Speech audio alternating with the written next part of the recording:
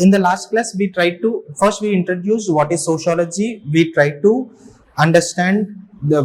define sociology in different perspectives. Like sociology is the science of society. Sociology is the studying scientific. Sociology is nothing but looking into the patterns in studying society. Okay, and we also discussed the sociology in different perspectives. Like through sociology, we are defamiliarizing with the familiar aspects. Like Peter Berger talked about, sociology is going to provide new eyes to the known world. So through that, then we linked with, first we understood what is sociology, then we understood what is society, we tried to define society. Then we entered into first NCERT of sociology, that is introducing sociology. In introducing sociology, we discussed about first chapter. In first chapter, first we discussed about what is society, what is sociology. Then in introduction, we talked about what is sociological imaginations. C. Wright Mills talked about sociological imagination. C. Wright Mills talked about personal problems are not personal problems. You have to look at them from the lens of public issue. So we talked about sociological imagination. Then after that, we talked about emergence of sociology. Okay, how sociology emerged in Europe. Then after that, we talked about what is the relationship, how sociology is a science. Initially, as I said, sociology was a nascent discipline, very new discipline. Okay, so during its infant stages, it struggled a lot to create its own niche for itself. Why it struggled a lot to create its own niche is because everyone said that the subject matter of sociology is not new. Already many other subjects are focusing on, but sociology said that the subject matter of sociology cannot be discussed by any discipline. There needs to be a new discipline emerged. So that is how you see, amidst all the hardships, sociology developed as a discipline.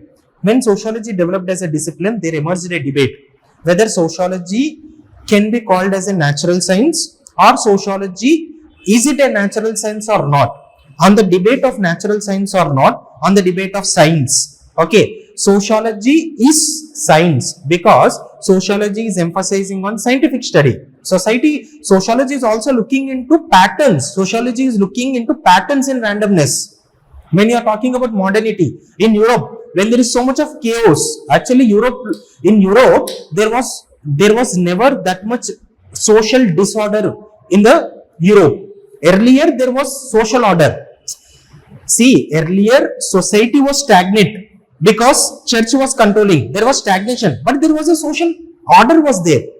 When Renaissance, Enlightenment, French Revolution, Industrial Revolution, Economic Revolution happened, it shook the society. As I said, the ball which was stagnant, which started moving, means nothing but Europe was undergoing so much of changes.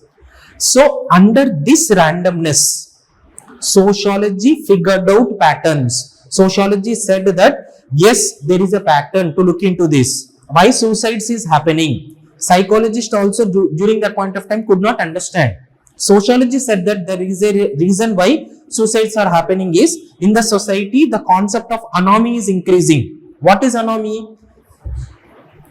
When we did not discuss this concept, no need to worry, we will discuss it. When we are talking about the concept of anomie means society was regulated. For suppose, in Ashoknagar, when you are around friends, you will be very casual, you will be very informal. Okay, at home, when there is no stranger, you will be very informal. You will watch your own TV, you will roam in your comfortable dress. But when a stranger or someone would come, automatically norms in the society says that you should be properly dressed. So before modernity in Europe, what happened was there was a strong hold of church. Church was telling how should be the education. Church was telling how should be the order in the society. But with the rise of modernity, the control of church has declined. So earlier family was controlling. Now we talked about from joint family we shifted to nuclear family. when nuclear family was there, father was very busy in working in industry. Okay, so now there was no norms, there was no control in the family.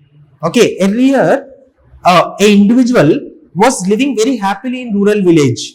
He was happy with following the dictums given by joint family. What joint family is saying, he is happily following. Now joint family has disintegrated. There is no one to control him. Okay, so he became a free. This free is coming with not freedom. This freedom is making him more stressful. There is no norms in the society. Earlier there was a hold of norms. Now there is no norms. Now because the social regulation is coming down, the individual is starting to feel anomic. Individual is starting to feel problem. Okay, anomy means the hold of norms, the hold of regulations of the society is coming down. Earlier society was stagnant, but earlier society was stable. Why? There was particular order. You remember, before modernity, people were doing some rural occupations. People were doing agriculture. Simple. I'll explain you anomy. No need to worry. People were happily doing work. People were happily enjoying their leisure time. But when it comes to urban areas, okay, in earlier, before modernity, family norms was there, community norms was there, everyone was following that rigorously. But immediately when they entered into modernity, there is no control. Church lost its control, family lost its control. Individual is not having any social control. You know, when individual is not having any social control, more often than not you will see he will deviate. That is the reason why you see when parents are very busy with their work, why children are becoming more mischievous, why juveniles are involving in crime, because social regulation is coming down. So anomy is increasing because the social regulation, the norms which were holding the society, which have been declined. So this was there. So this anomy was given by Emil Durkheim. Emil Durkheim said that the problems, the social chaos in modernity is termed as anomy. You understood? So sociologists have figured out the patterns. So that is the reason why we can clearly say that sociology is a science. But the point here is it a natural science or any other science, or social science was debated. So positivists like Emil Durkheim and August Comte said that how a scientific disciplines like physics, chemistry would be followed. Same methods, same research methods, same experiments can be done. In sociology also you can collect the data. In sociology also you can do research and you will get exact results. How in physics you are getting it. So sociology is a natural science, which was said by positivists. But non-positivists said that they are saying that in sociology we are studying society, but society is shaped by individual. So if individual is shaping the society, there will be so much of subjectivity will be involved. So same like physics, chemistry we cannot study. Same like natural sciences we cannot study. So these are the topics which we have discussed in the last class. The last topic we discussed in the last class was relations of sociology with other disciplines. First we established sociology as a science. We established sociology is somewhere fluctuating between natural science and other social science, because it's like why is because someone was accepting on that, someone was not agreeing to that. Even our own sociologists were not accepting to that. So there are two opinions. Even many other scholars also criticized sociology. We will discuss that. There was one scholar who said that sociology is a pseudoscience, means a kind of false science, because it is not following all the scientific measures. In science, in physics, chemistry, what we follow, in a scientific discipline, how we follow all the things, there is so much of subjectivity. That is the reason why someone have criticized. So that debate is always there. But positivist, why we give more importance to positivist school of thought process in sociology is, Positivist school of thought process was the school of thought process which established a base for sociology as a discipline in the world. If at all positivists were not there, sociology would have struggled to be proven as a science.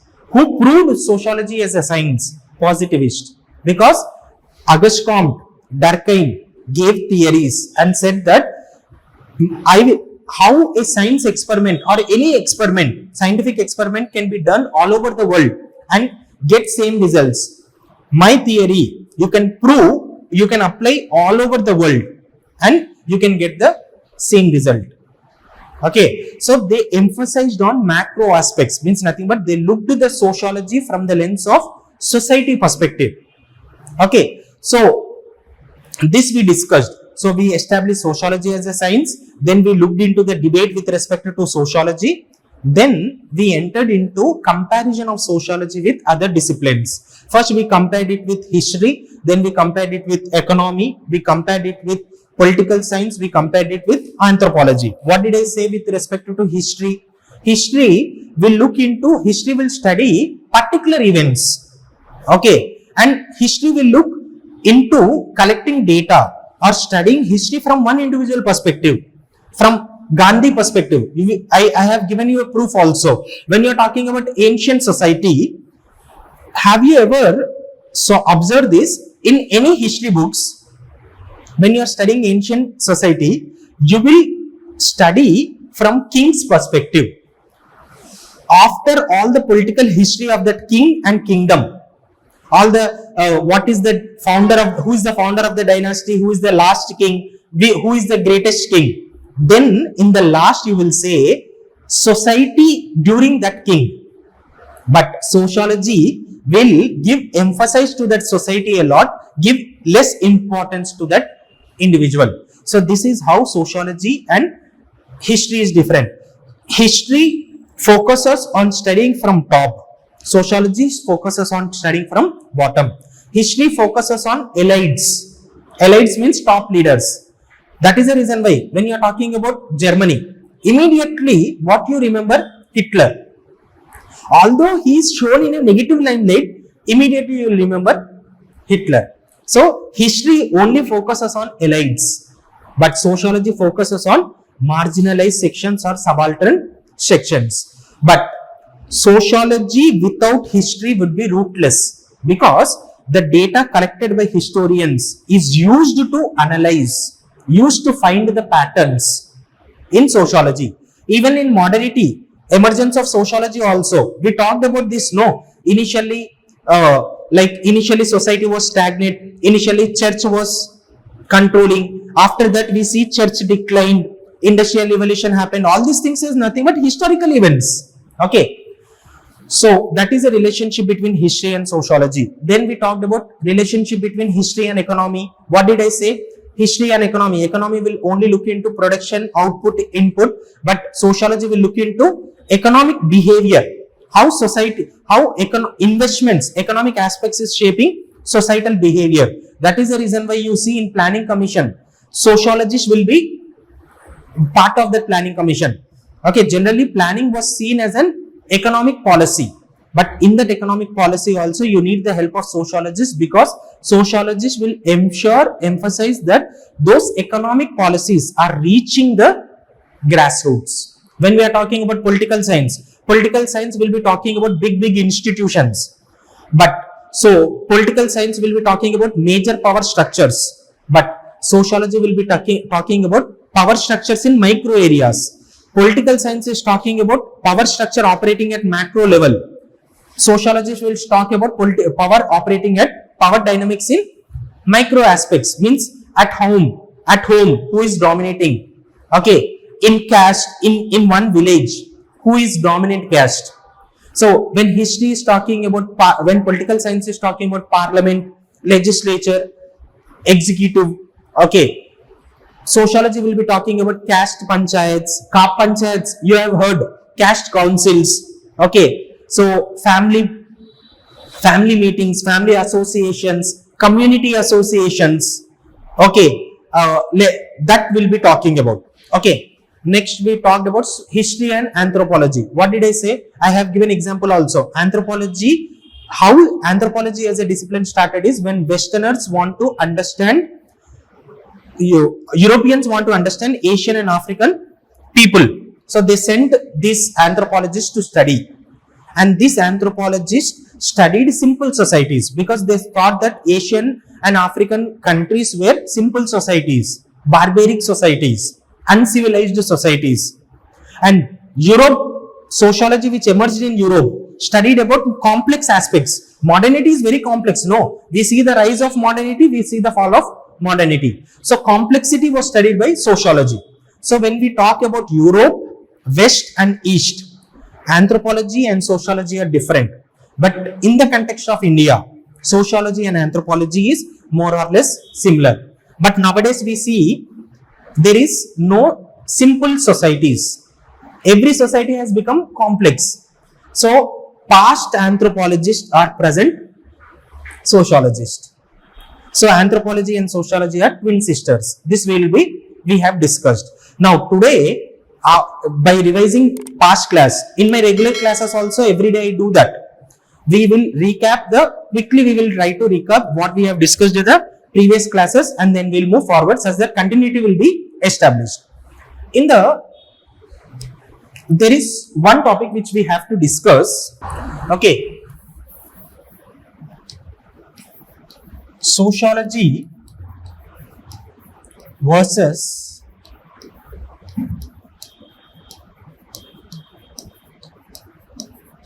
common sense. Sociology versus common sense. What do you understand by common sense? What do you understand by common sense? How do you define common sense? General assumptions are simply common sense knowledge means nothing but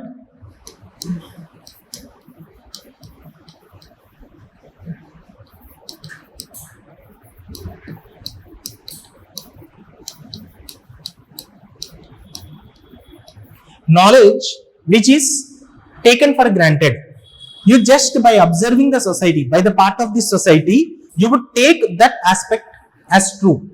Okay, so which is you won't question that knowledge. Everyone have common sense knowledge. I have common sense knowledge. You have common sense knowledge. My common sense knowledge is saying that the students who are sitting in front of me don't know much about sociology. Okay, but there might be some person who is just testing my knowledge. There might be some students also, no? So, if at all I want to listen to sociology optional classes, I know I have read all the NCERTs. Whether sir is explaining this NCERTs properly or not, it will not be my common sense. Okay, general assumption. So, general assumptions or taken for granted knowledge is common sense. Let me give you an example. What is people's common sense knowledge? Okay, I'll give you an example. Common sense knowledge is when you are going on a road.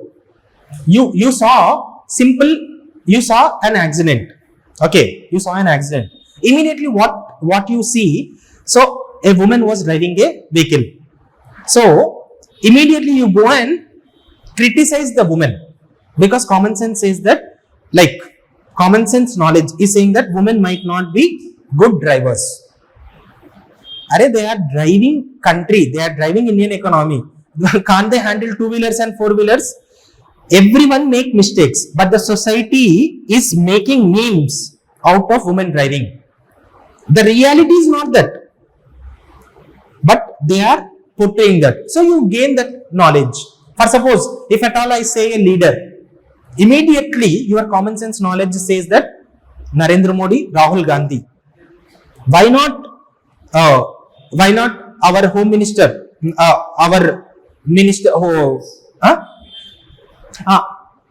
finance minister Nirmala Sitharaman, or why not state leaders, president.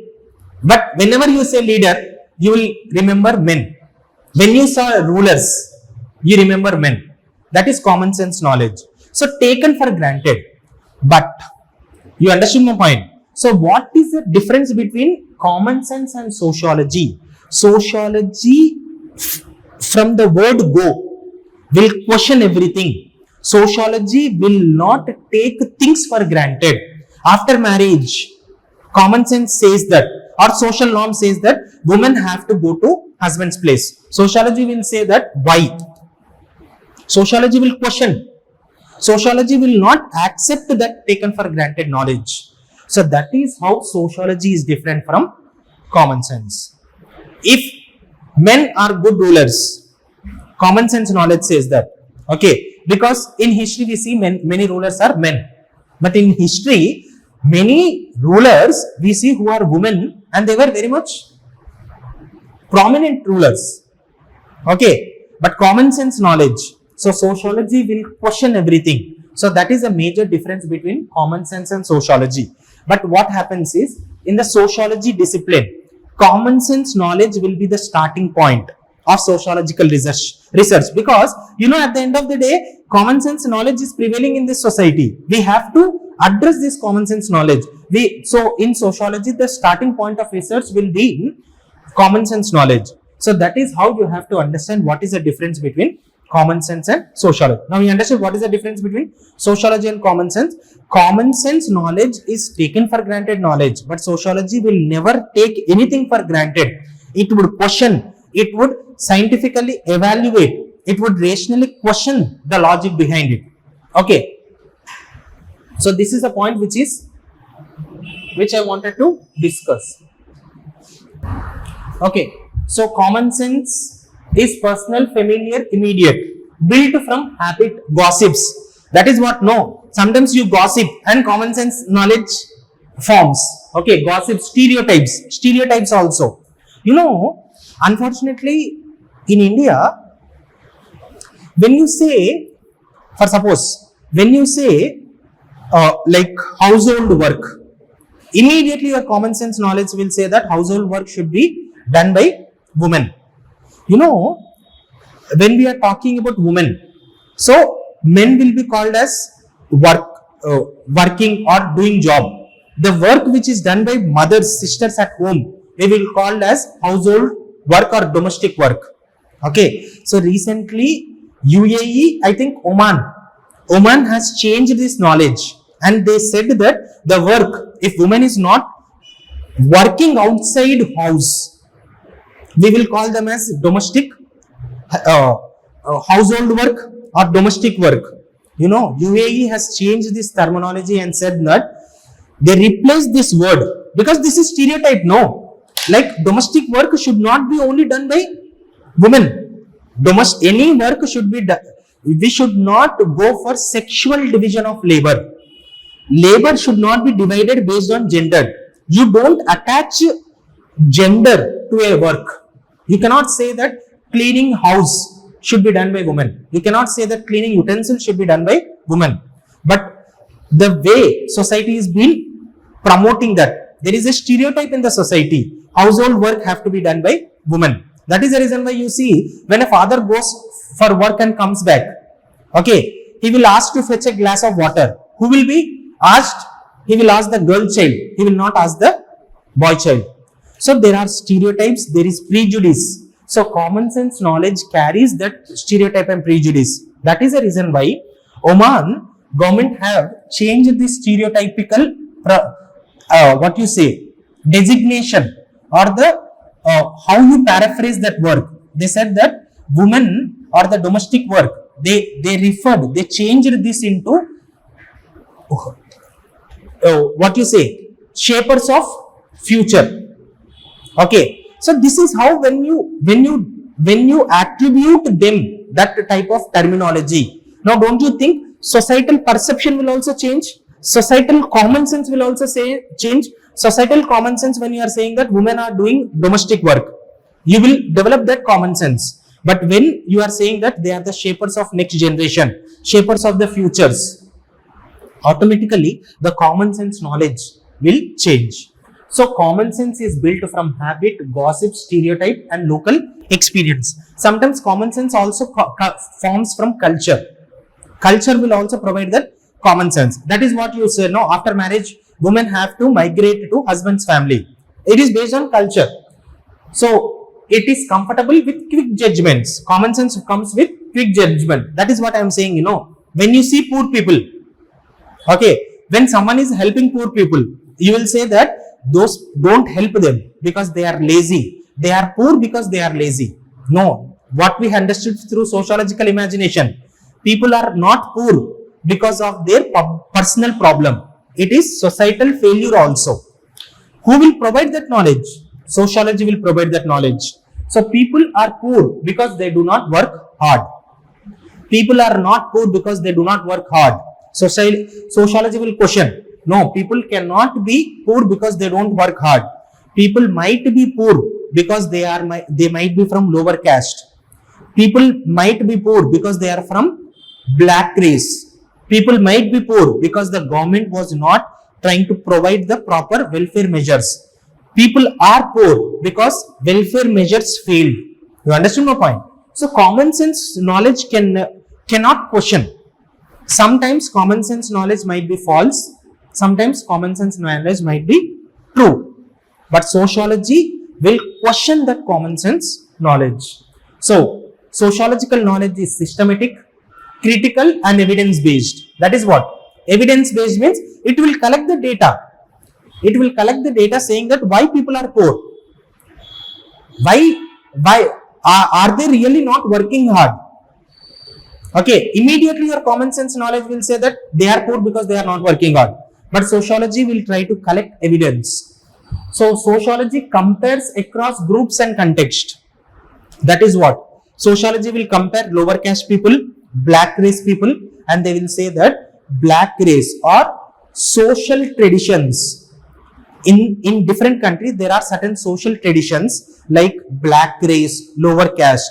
These people were not allowed to enjoy better facilities. These people were deprived of education. These people faced exclusion.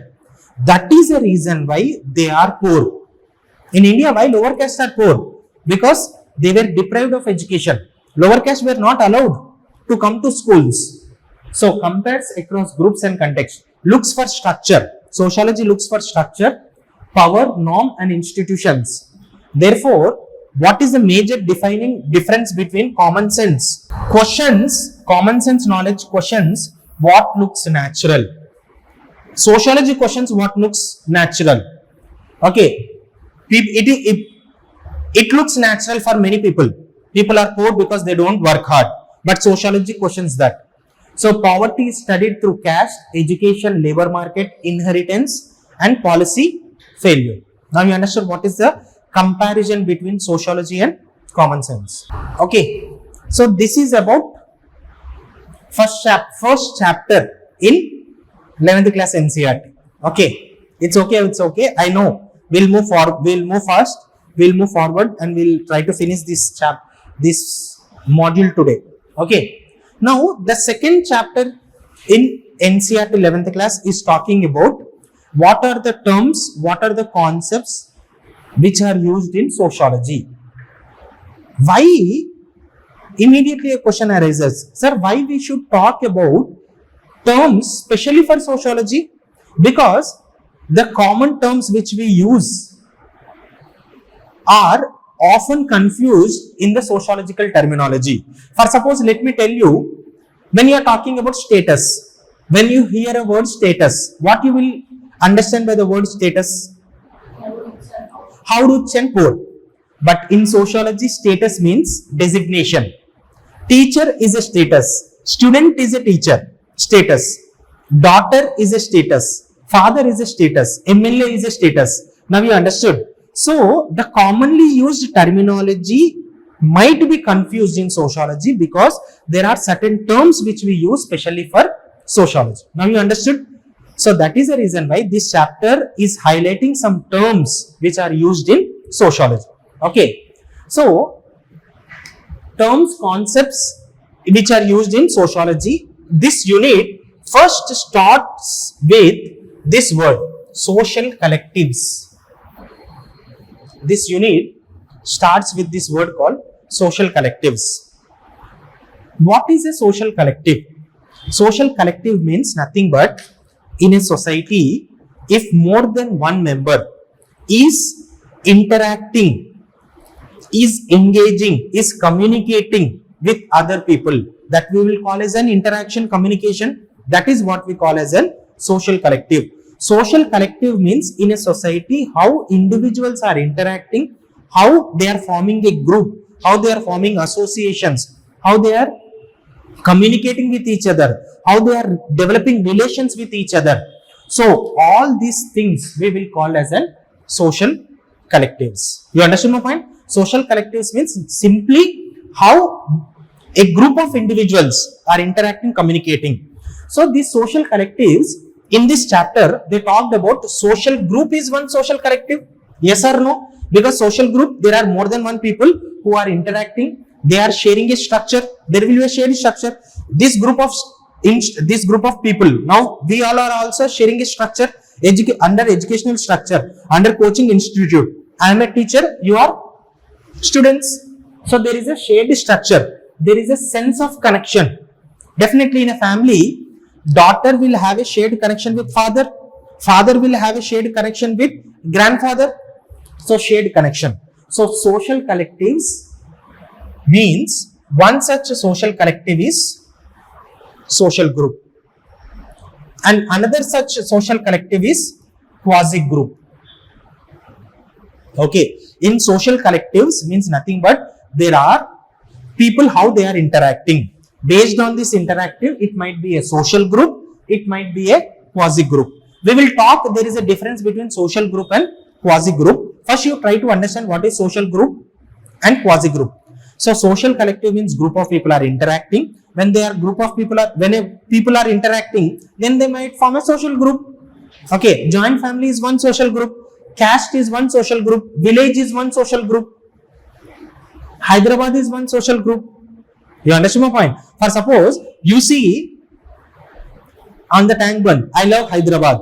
When you are a habitant of Hyderabad, you'll get some sense of pride when you go to that place. No, okay. So when Hyderabad is getting some investments, 1 rupee you will not get from that investment. Hyderabad is getting 10,000 crore investment. You'll get some sense of accomplishment because you feel belonging to that group. That is what is social group. That is what I am talking about, sense of connection. A social group can be a cricket team also because there will be cricket team. There will be group of 11 members who are playing cricket. Okay. Now, there is another group called quasi group. Now, when we are talking about this group, when we are talking about these social collectives, there are some social groups which you will feel personal, which you feel more attached to it.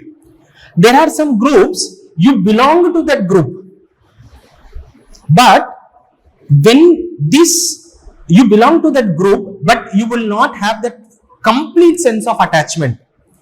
And when I am talking about intensity of attachment, in social group you will have more intense attachment. In quasi group you will not have that attachment. I'll explain you. First try to understand. Now you understood what is a social group. Now I'll try to explain quasi group. No need to worry. Very simple. Quasi group is, let me tell you, Samantha has danced in one song. Okay. U Antawa song. Now, when that song got released, you know, it created so much controversy. What is that controversy? You tell me. In that song, she was being cynical towards men. So all the men associations got offended. This is a quasi group. Quasi group means all men is one quasi group. Okay. For suppose, if at all there is an atrocity against women, or someone has said that Shivaji, okay, actor Shivaji has made some comments towards women. Okay. All the women got offended. That is quasi group. Women is one social group, but they are not intensely connected. If they form an group against Shivaji, actor Shivaji, then that will become a social group. That will become a one strong group. You understand my point? That is quasi group. Quasi group means it is also one social group, but it is very lightly tied. all women in India can be a quasi group. All women of Telangana can be a quasi group. All Telugu speaking women can be a quasi group. You understand my point? So social collectives means, first of all, you should have some sense of connection. Quasi group means, see, people share a trait but may not interact. All women share a trait, they are women but they don't interact. Examples: all women, all teenagers, all laborers. Tomorrow, I'll tell you, there is a meme, no? Like, one auntie would be saying that parents chuskuntaru kada. Parents will take care of you. Why are you concerned about marriage and all? So that is affecting all the teenagers. Remember, all the teenagers made a meme that auntie is criticizing teenagers. So teenagers is a quasi group. Now you understood social collectives. So in social collectives, quasi group is one collective. They share same trait, but they don't interact. In Nepal, what happened? Gen Z protested. Teenagers protested. Why? Teenagers got offended. Then all the teenagers who share the trait, they became a groups. There were so many groups. Now you understood what is social group and what is quasi group. Simple. So in social collectives, there might be a social group, there might be a quasi group. This quasi group, within the quasi group, many social groups can also be formed. You understand my point? That depends on the situation. Okay. Now, in social collectives, there was one sociologist named C.H. Cooley. Okay. There was a sociologist named C.H. Cooley. Not our Cooley. Okay. Rajinikanth gaadu. Okay. So, C.H. Cooley, he defined groups into two types. He talked about two types of groups. One is primary group and second is secondary group. So in society, we saw social groups, we talked about quasi groups. There are also some other groups like primary group and secondary group. Now, how C.H. Cooley defined primary group and secondary group. Primary group is such group where you are very close, you share close relations. That is what we call as a primary group. Secondary group is that group which you don't share that close relations. You share only formal relations. In primary group, you share very close relations. You share very informal relations. But in secondary group, you don't share that close relations. You share only formal relations. For example, you share only formal relations. For example, when you are talking about primary group, one such example is family is a primary group because you share very close relationship. In primary group, you will be very informal. That is the reason why you see at house, you will be very informal. When you look at that individual, if you ask my mother, okay, the way I behave in my house, so even today my mother will hit me because of the activities which I do at home. Okay, but when I come and represent as a faculty in front of students, would my behavior will be changed? I am the same individual. My behavior will be very different in certain context. My behavior will be changed in certain context. That is what has been talked by C.H. Cooley. C.H. Cooley said that, and the same individual, when he is with close or intimate relationship, he will be very informal. But the same individual, when he comes to personal in workplace, then he will be very formal. You understand my point? In social collectives, there are some for social groups, there are quasi groups, and there are also another thinker like C.H. Cooley. He said that there are two types of social groups. One is formal groups and another is informal group. Formal group might be like your close friends would be in primary group. Okay, your office friends will be like secondary group. Okay, sometimes primary group, a secondary group can become primary group. Like, I've been teaching for a while, so there are my students, okay, who joined coaching as a secondary group. Later they become primary group. Okay, so they got married also. They were only students who were sitting in a classroom, who are sociology optional students. Then they became a couple, they became friends, they became couple, then they got married. So sometimes secondary group can also become primary group. So this is how we talked about social groups or social collectives. Now you understood? So quasi group, social group, primary group, secondary group. There are also another type of groups: in group, out group, and reference group. Simple. In group means if you are very close, if you belong to one caste, all the caste members will be considered as in group. All the other caste members will be considered as out group. If you are celebrating a village, in Telangana, there is a village deity festival, Bodrai Panduga. Okay, when you are celebrating that Bodrai Panduga, or when you are paying respects to village deity, irrespective of caste, all the villages will become in group. All the other villages will become out group. They will not allow outside villagers to enter into that village on that day. Okay, so that is how we talked about in group. Means all the people who share same social traditions, they will be considered as in group. Those who don't share same social tradition, they will be considered as out group. White people will consider black people as out group. All the white people, they themselves consider will as an in group. Next, there is another concept in social collectives, that is reference group. What do you understand by reference group? Reference group means you all have a reference group. Whenever you have low motivation, you will go and watch toppers interview, IAS officers, you will go and watch videos of Labasana.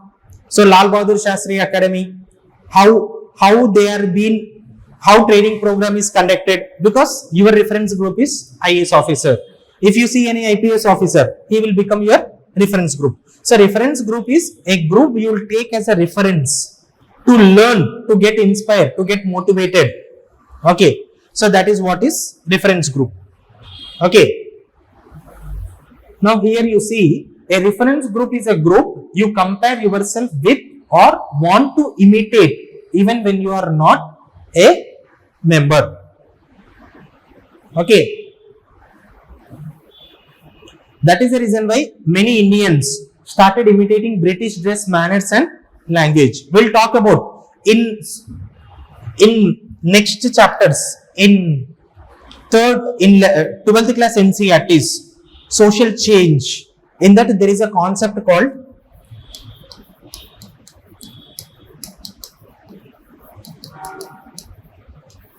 westernization. What is westernization? Westernization is a process of imitating Western practices and Western people. Okay, don't you think westernization is nothing but reference group is Western countries or Western culture? So that is reference group. Now we understood. In the second chapter only, there are some concepts like stratification, status and role. So we in the what is the second chapter? Terms which are used, concepts which are used, and what are the social collective. Okay, now there are certain concepts like stratification, status, role. Simple. First, let us understand the stratification. No need to worry. This stratification we will discuss in detail in understanding society also. In the second NCERT, we will be discussing about stratification. First unit is social structure, stratification and socialization. In that first unit, no need to worry, we will discuss this. First, try to understand what is stratification. Let me introduce you to this word. Stratification simply means, like, when you look at the earth, okay, when you stand on the earth, on the soil, soil is one layer. beneath the soil, you have another layer. There might be stones, there might be mud, there might be water.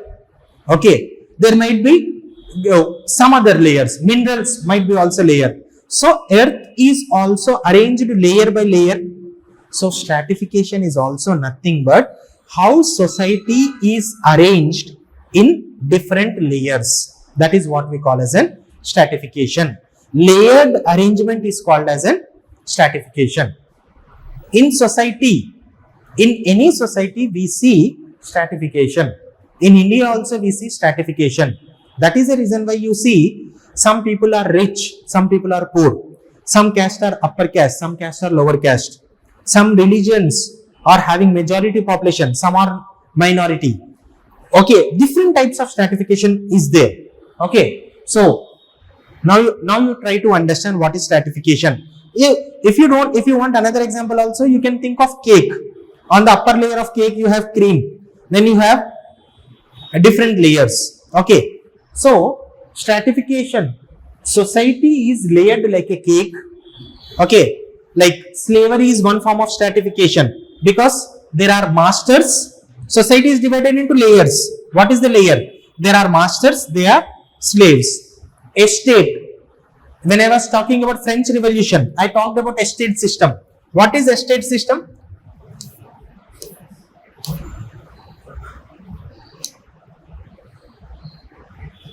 Estate system is, in France, you have 3 estates. Okay, nobles, clergy, and third estate, commoners. So this, is it not the layering? Because majority people are commoners, but majority power is with nobles. So that is what is stratification. Are you seeing, when we are talking about stratification, I am using the word inequality? Yes or no? Why I am using the word inequality is based on this arrangement. People are having, some people are having more privileges, some people are having less privileges. Some people are having more life chances. Nobles will have more life chances. What do you understand by life chances? Education, economy, political power, domination. All these things are life chances. So stratification, why we discuss stratification is, stratification will enable some people to enjoy more life chances. That is what we called as a stratification. You understood my point? So stratification means which enable people to have more life chances. So society is layered like a cake. Slavery is one form of stratification. Estate system. Even in India, caste system. You know, Brahmins, Kshatriyas, Vaishyas, Shudras. Okay, what are the life chances? Earlier in India, Brahmins were only having access to education, whether it might be Sanskritic education, Vedic education, or whether it might be British introduced education. You know, British, for the namesake, they introduced education. They said that education will be provided for all, but Brahmins or upper caste did not allow lower caste to have equal education. That is the reason why you see, before independence, education was esoteric. No need to worry, all these terms we'll use.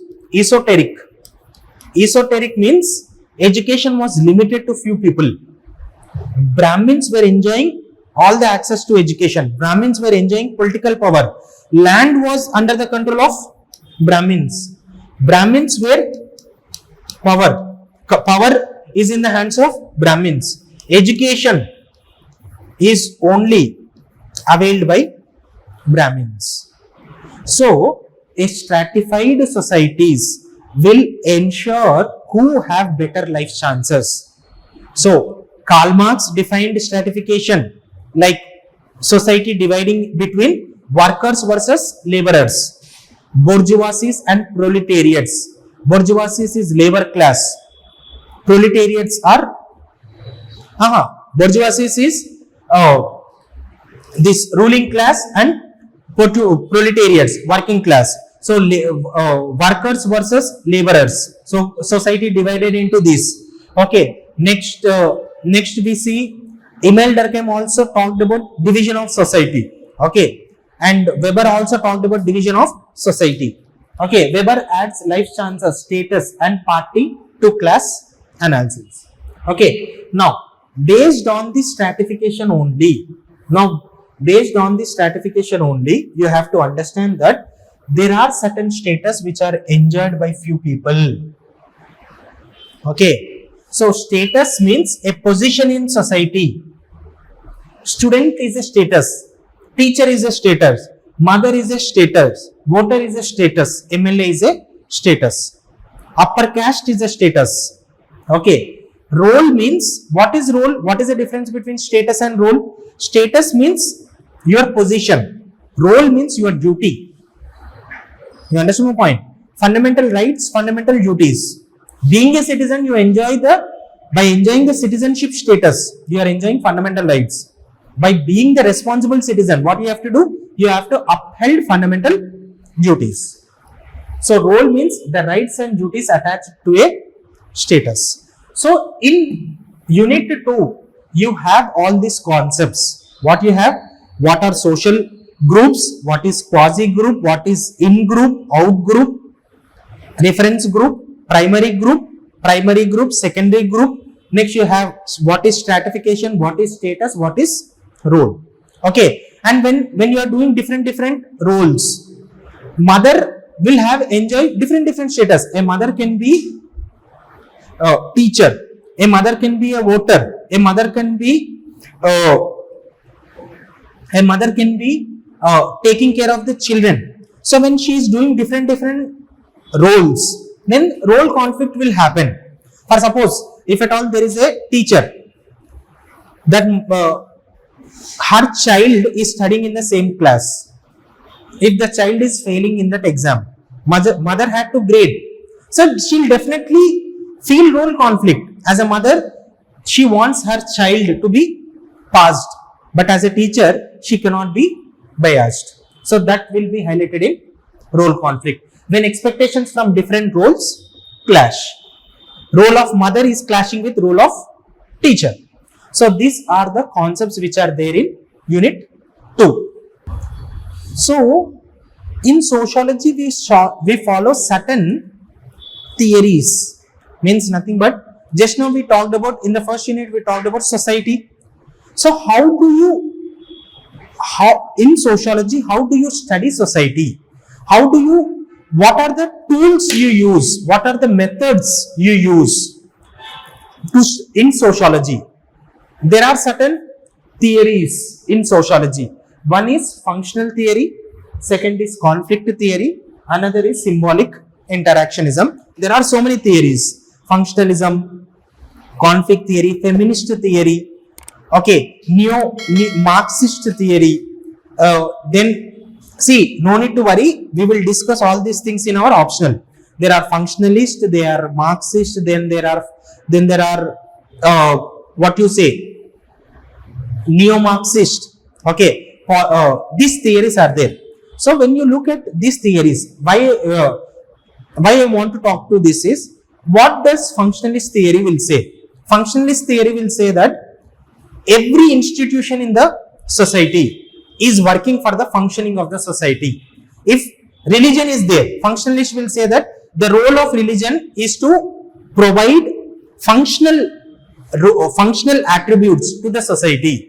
Means nothing but how religion is playing a functional role to the society. Religion will say that you should not harm anyone. Religion will say that you have to promote moral high grounds. You should not harm. You should treat everyone equally. When religion is saying this, don't you think society will be stable? So religion is playing a functional role. So functionalist will say that how institutions are playing a functional role in society.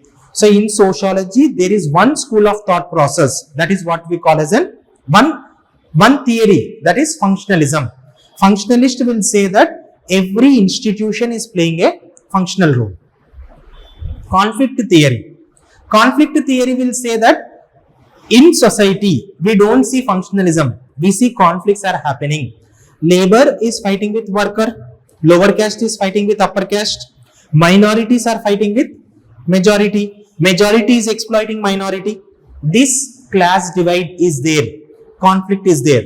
So some looks sociology from functional perspective, some looks sociology from conflict perspective, some understand sociology from symbolic perspective. Symbolic perspective means if at all if at all I say this, okay, someone will say that I am liking it, someone will say that I am appreciating you. When I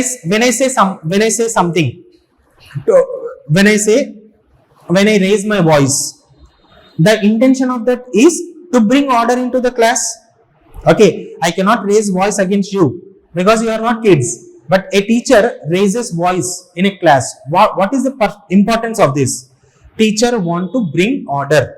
Okay, so if a celebrity is showing this one, means he is showing love towards that. This as a symbol, means at the end of the day, don't you think interaction is going on? Celebrity is conveying this message. Virat Kohli is waving to the fans, means he is showing appreciation for his fans. When I am boarding a train and saying this, it is saying that I am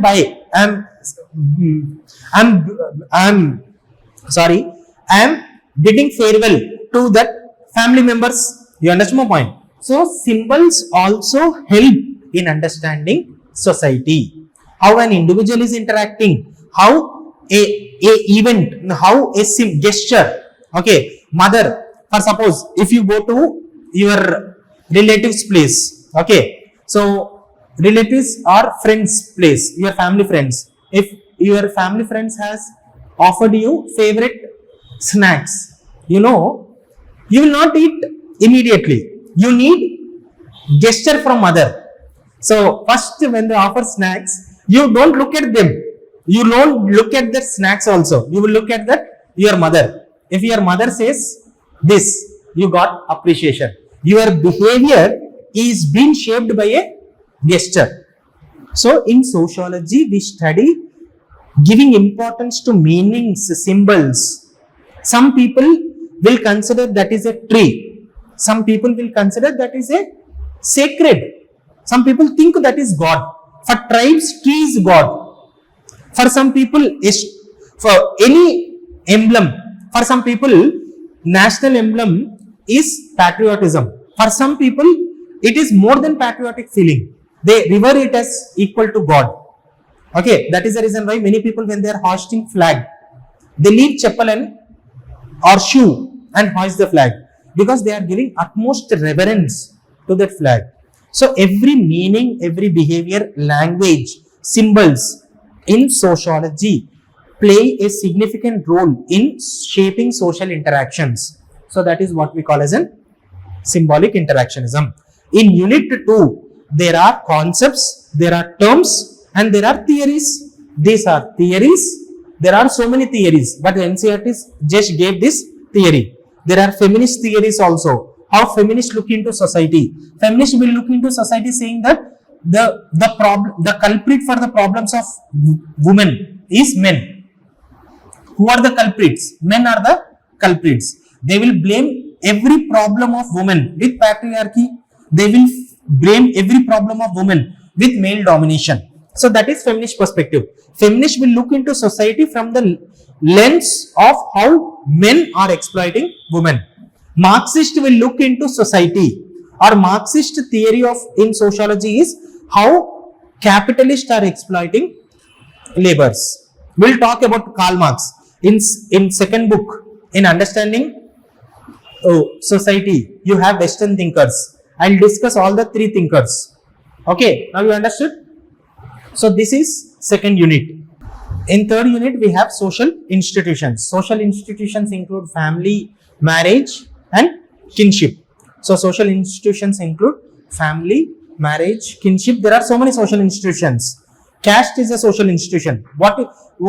Education is a social institution. Governance, economic institutions, okay, political institutions. So all these things, education is a social institution, university is a social institution, okay, Political system is a social institution. Political party is a social institution. Caste is a social institution. So there are so many social institutions in India. Okay. So social institutions are organized patterns, are not just private arrangements. What are social institutions? There will be an organized pattern. When you say family is a social institution, why family is a social institution? There is a proper arrangement. There is a proper pattern which is seen for family. There is an hierarchy. Parents are placed above, children are placed below. There is an responsibility which is attached to parents with respect to children. Children share the norms. Children will carry that family norms forward. You understand my point? So that is the reason why there are so many social institutions. Family is one social institution, marriage is one social institution, and kinship is one social institution. Now, in this NCERT, they talked about social institutions, they talked about family. Now, when we talked about family, you know, in social institutions also, like how we discussed about groups, primary group and secondary group, there are also primary social institutions and secondary social institutions. Primary social institutions are those institutions which are very, very close, and you spend a lot of time with that primary group. For suppose, okay, when you are talking about this social institutions, social institutions can also be divided in NCERT. They did not give this distinction, but in optional you will read it. So in social institutions, they have primary social institutions, and you have secondary social institutions. Primary social institutions is family is a primary social institution. Caste system is a primary social institution, and religion is a primary social institution. Why we call it as a primary social institution is because you spend a lot of time. These institutions are shaping your personality. These institutions are primarily taking socialization process. They are teaching you etiquettes. They are teaching you how to behave. They are teaching you how you interact with other people. They are teaching you how you ethics and morals. These primary social institutions, and for that matter, this secondary social institutions will also take responsibility of socialization. By majority of the socialization will be taken care by primary social institutions. So these primary social institutions can be caste system, religion, family, kinship in some terms. Okay. Secondary social institution can be educational institutions, political institutions. You understand my point? Economic institutions. So primary institutions. For that matter, you know why caste is a primary social institution. Have you ever questioned that? Because before you get a name, you get that caste identity. You are born in a caste. Based on your birth into one caste, Purudu Vandam Jurandi, birth ceremony. There is one caste will do birth ceremony or at 11 days. Someone will do 21 days. Someone will do that in 3 months. Someone will do it 6 months. You understand my point? When you leave this soul or after the death, the way you cremated depends on your caste. Funeral process will also have based on one caste. In religion also, what type of occasions you celebrate? You marry into a caste. So that is the reason why this is primary social group, primary social institution, and secondary social institution. Social institutions help you to interact with society. Primary social institutions will make you interact with society more. That is the reason why you see whenever you go to village, okay, when you see a death funeral, You see, caste members will come and take care of all the funeral procedures. When families are mourning the death of the deceased, okay, this funeral process, all the activities will be taken by caste group, because primary group has so much of social institution. You are socialized because of primary group. You are primarily socialized or majorly socialized because of primary group. Your family, your marriage, all these things is based on primary socialization. Okay, so now you understood. So in social institutions, you have primary social group, family, marriage and kinship are primary social institutions. In family, you have joint family, we have nuclear, we have matrilineal family, patrilineal family. Matrilineal family is when you are tracing the hereditary from father, from where your surname is coming. If your surname is coming from your father, that is patrilineal. If your surname is coming from mother, that is matrilineal. Monogamy and polygamy, marriage. In marriage, if you are having single partner, monogamy. If you are having multiple partners, then polygamy. So family looks natural, but it is structured and is social and historical. Don't you see the structure in family? Hierarchy unda leda? Next, when we are talking about family, A.M. Shah is Indian sociologist. We'll discuss him. Is a Marxist sociologist. We'll discuss him in Indian sociology. Joint families are not simply disappearing. They are changing forms as life expectancy, migration and living arrangements shift. So we think that with globalization, what are the changes which we see in family? Earlier, many people think that joint families are disintegrating. Okay, but don't you see, joint families are reintegrating also. For suppose, let me tell you, in a family there are 3 couple who used to live with their parents. After marriage, this couple came to Hyderabad. Now, these couples, when they are living in separate apartments, they realize that it is becoming costly. Then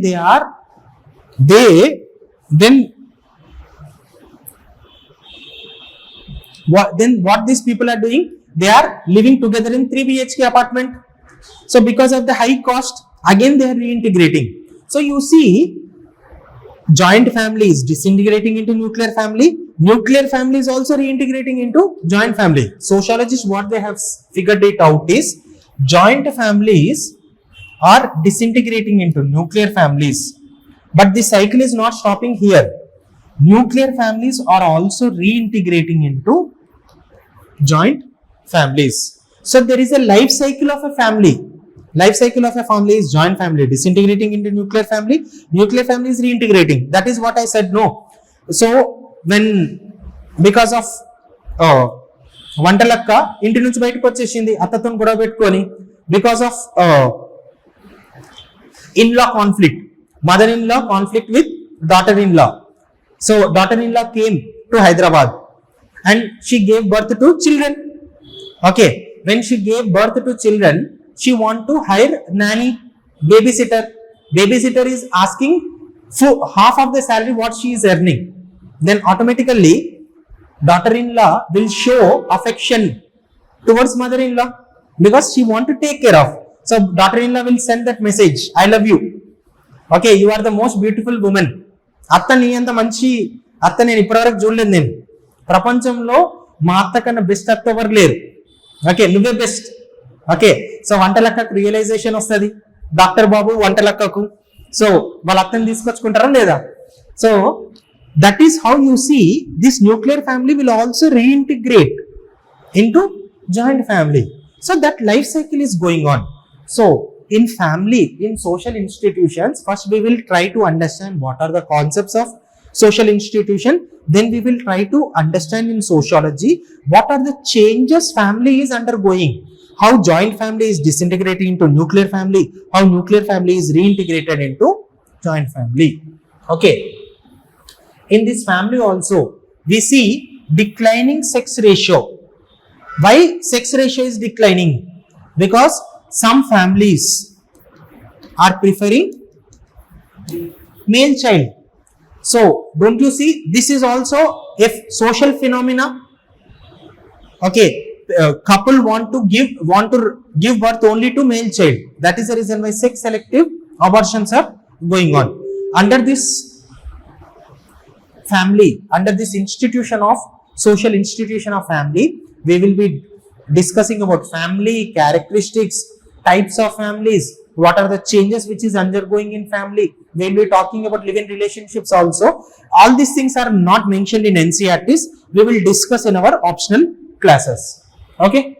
When we are talking about institution of marriage, so we see in Indian marriage system, marriage is also one social institution. Marriage is also a social institution. When we are talking about marriage, how do you define marriage? What is marriage? Marriage is nothing but a mutual agreement. A mutual agreement, and it is not just a contract. Marriage is not social contract. You have social traditions which is attached. Religion is sacramenting the marriage. Religion, you know, Hindu marriage. When you are performing marriage, there are Vedic rituals which has been tied. Okay, so Mangal Sutra is been tied, and women consider it sacred. Okay, so marriage is nothing but cohabitation of two different individuals, and it is not only contract. In foreign countries, marriage is seen as a contract, but in India, marriage is not seen as a contract. Marriage is seen as a social obligation. It is seen as an responsibility bestowed on the individual because of religion also. Many people consider that Islamic marriage is like a contract marriage, but you know, in Quran there is clear mention that you should not see marriage as an contract, as an agreement. So that is the reason why we say that marriage has been solemnized by gods. Okay, so Hindu pelli jarigindi anukondi, ఆ పెళ్లికి 33 కోట్ల దేవతలు వచ్చి ఆశీర్వదిస్తారు. అందుగురించి చూడండి, Hindu marriages లో ఒకసారి పెళ్లి అయినాక డివోర్స్ అనే కాన్సెప్ట్ ఉండదు. If you want to take divorce, పెళ్లి జరగడానికి వేద మంత్రాల మధ్య జరుగుతుంది. డివోర్స్ జరిగినప్పుడు మరి అట్లాంటి ఏమైనా రిచువల్స్ ఉన్నాయా? ఉండవు. So you don't have any rituals with respect to divorce. If you want to take divorce, you have to take civil. You have to go to court and take divorce. So when we are talking about marriage, marriage is a union between two souls, and this is not seen as contract. There are rituals, there are rites, there is religion sacrament which is attached with marriage. Okay, now that is the reason why technically we will say that marriage as conjugal relationship. No need to worry. Conjugal means how two individuals are entering into becoming a family through the institution of marriage. You will become a family through blood relations. Blood relations, how do you define family? Family is group of people who are connected, a social group who are connected through blood relations, marriage, and just now we talked about family, no? Acha, I did not define family. So this is how I am defining family.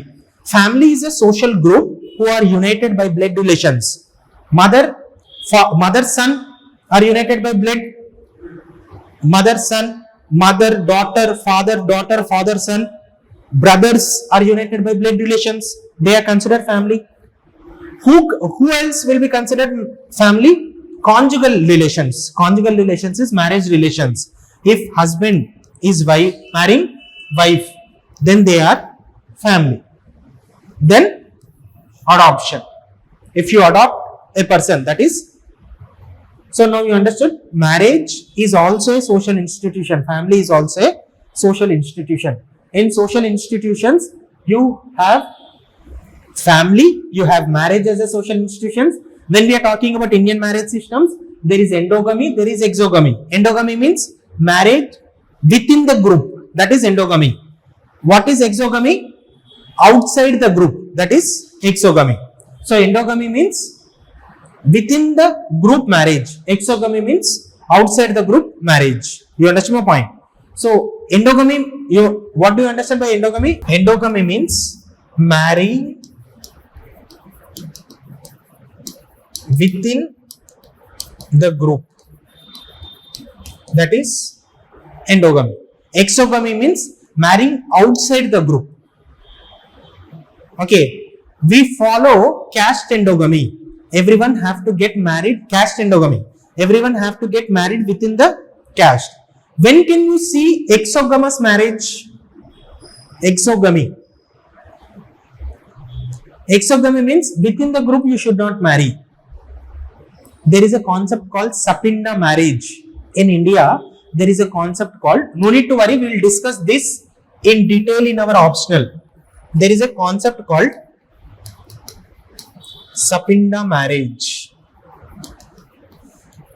Okay. Sapinda marriage means, father's lineage, you see father's lineage, grandfather, great grandfather. So in North India, there is a concept of Sapinda. In this Sapinda, what is this concept of Sapinda? This Sapinda says that you should not marry within the same lineage of family. In your father's side, 7 generations members should not be married. On the mother's side, 5 generations you should not marry. Means nothing but from father's side 7 generation means all the village or nearby villages you should not marry. That is the reason why you see in North India people don't marry within the village. That is the reason why in North India teachers will not have any problem in schools. Why they will not have any problem in the schools? In the schools teachers will not need to do this moral policing because everyone is brother and sisters. Okay, in schools there won't be any relationship because they are brothers and sisters. So exogamy means within that group you should not marry. Within the father's 7 generations and within the mother's 5 generations you should not marry. So that is what we call as an exogamy. So endogamy means you have to marry within the group. Exogamy means you should not marry within the group. You have to marry outside the group. From father's 7 generations and from mother's side 5 generations you should not marry. Okay. So this is about marriage, endogamy and exogamy. So we were discussing about social institutions, politics, which just now I talked about secondary institution, political institutions are also social institution. Religion is also social institution. Education is also social institution. Now, when we are talking about in our syllabus, there are units. In UPSC optional in paper 1, there is politics and society. In paper 2 also you have politics and Indian society. So politics is very much important. So in paper 1 when we are discussing about politics, we will be discussing about overall what is the power dynamism, how different thinkers talked about power. Okay, politics means majorly it is about distribution of power, the dynamics which with respect to power. But when in paper 2 we will be talking about politics and society, Indian society, we will be talking about Indian context, like who controlled power before independence, who controlled power after independence. We talked yesterday. So earlier politics was focused on ideology, then identity, then algorithm based politics. Nowadays we are seeing that. So in politics as a social institution, we will be majorly talking about power. So power is the ability to get others to do what you want. What is power? Okay, so if you want to go out, your mother said no. Okay, you want to go out, but your mother said no. That is power. If you want to eat snacks, okay, offered by your family friends, your mother is not giving the green signal. Okay, కంటి చూపుతోని control చేస్తుంది. Okay, Laddu wait చేస్తుంది కానీ signal రావట్లేదు. So that is power. You are power is something in politics. That is what I am said. No, in paper 1 of politics and society we will be focusing on the dimension of power. How Karl Marx talked about power. Karl Marx will talk about power saying that power is in the hands of whom? Industrialist, capitalist are controlling power. Next, Parsons will be talking about power. There are so many theories. Michael Foucault talked about power. There are so many dimensions. No need to worry. We will discuss in optional. We will discuss more about power. But in NCERT, they just gave about what is power, and they talked about politics majorly in terms of power. Who controls? What is power and who controls power? Power means nothing but doing something or asking to do something against the wish of someone. That is what is power. So Weber will also talk about power, but he will talk about a concept of authority.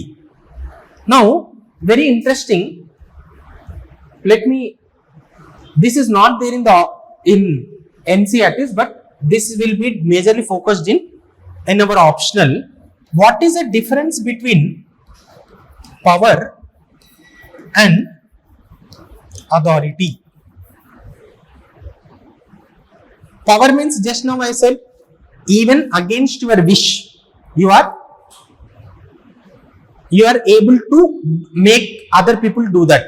Okay, if at all salary, if there is an owner, employer don't want to work for 1 more hour, owner will say that if you don't work for 1 more hour, I will not give you salary. Power is owner is making employer to do additional work. Okay, power is mother asking that I want to go watch movie.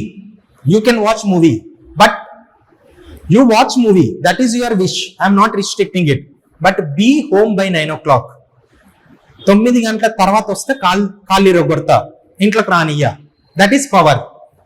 నువ్వు చెప్తున్నావు movie start అయ్యేదే 7 o'clock, నాకు సంబంధం లేదు, నేను movie చూడొద్దన్నా. Did I ask you not to watch movie? No, I asked you to watch movie, but I am asking you to come home by 9 o'clock. So what you will be doing is, you will book a movie show at 3 o'clock and reach home by 9 o'clock. Okay, you just messaged, I want to watch movie. Do whatever you do, come home by 9 o'clock. That is power.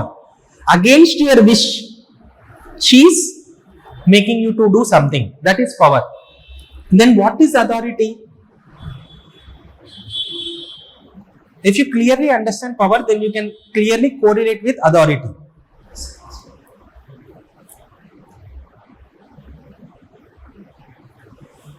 Power is something you are doing against your wish.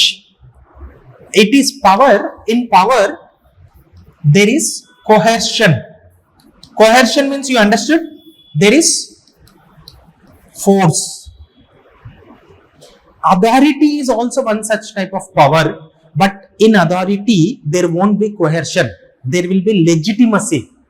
Okay, no need to worry. See, I know we are going bit technical. This is not there in NCERTs. This we will discuss in optional only. Legitimacy is associated with authority. Okay, there is you will only understand. There is an officer. There is in hierarchy there is a person. They are saying that even if you don't do work, I will not pay you salary. He is powerful, you are making it. So you want salary. That is the reason why you are showing obedience. You are accepting his domination. Here domination is through coercion, but in authority, acceptance is because of legitimacy. Tomorrow suddenly an IAS officer comes. Automatically IAS officer might be of your age. Don't you think you automatically will show respect? Because he gained that authority through legitimate means. He became an IAS officer through legitimate means. Tomorrow there might be 40-year or 50-year-old. If he walks, he will stand. You are not showing respect by force. You are showing respect by your own self. You understand my point? So that is authority. Now you understand what is the difference between authority and power. For a position, you give that respect. Even opposition leaders show respect to the chief minister candidate or minister. That is authority. Through legitimate means, you became powerful. You have that authority. That is the reason why IAS officer is an authority. With that authority, he have power. So, the power exerted by that authority might be coercion, might not be coercion. People will accept. People will not accept it through coercion. Just because he is an IAS officer, you will accept his domination. That is what I am saying, If a teacher comes, okay, teacher will say that you have to stand up. If you don't stand up, I will not teach. That is coercion. If an IAS officer comes, you are respecting him. That is authority. Now you understand my point. What is the difference between power and authority? So in politics and society, in political, so politics or political parties, we will discuss about power. So power is also one social institution. Is it clear? Now you understood? So power is the ability to get others to do what you want. Sociology studies power not only in parliament but also in caste councils, corporations, bureaucracy and panchayats. Sociology studies power. That is what I said. No. Political science studies power in parliament, but sociology studies power in caste councils, corporations, bureaucracy and panchayats. Recently in Rajasthan, there was a caste panchayat, which gave a judgment saying that married women should not use mobile phones. Mobile phones were banned for married women. This is not power. Is it not power? Married women in a digital India, everyone should use phones because phone is nothing but an empowerment. Phone is nothing but freedom. Phone is nothing but awareness. Phone has become a symbol of sign of voice. Phone has become a symbol of exposure. You understand my point? Now, what happened in Rajasthan was there were increasing extramarital affairs which were seen. Okay, so to control that, then you see Kap Panchayat has given a judgment that mobile phone should be banned for women. Why extramarital affairs has not been done by men? Why don't you ban for men? But women are subordinate position. Women have to accept what has been said by men. Power is the ability to get others to do what you want. Women don't want to do that, but women are being forced to do that. Now you understand my point? How power as an institution is operating in Indian society or in any society. So that we will be talking in this power and the state. Next, religion. Now we understood how we discussed about power, what are the dimensions which we will discuss. In this chapter, they did not discuss much. These dimensions we will discuss in our optional. Okay, power relations, power dynamics, how feminists look into power, how different functionalists look at power, how Marxists look into power. Okay, that we will be looking in. Religion. In social institution, religion is also one social institution, because don't you think just now I talked about religion is playing a functional role.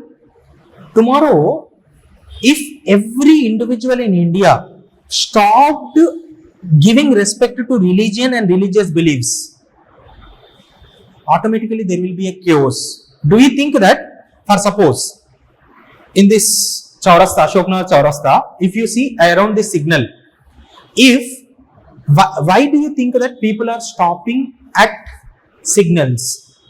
Because religion is imbibing morals and values, saying that you should be abiding by the societal norms and values. if you don't abide, God will be dissatisfied with you.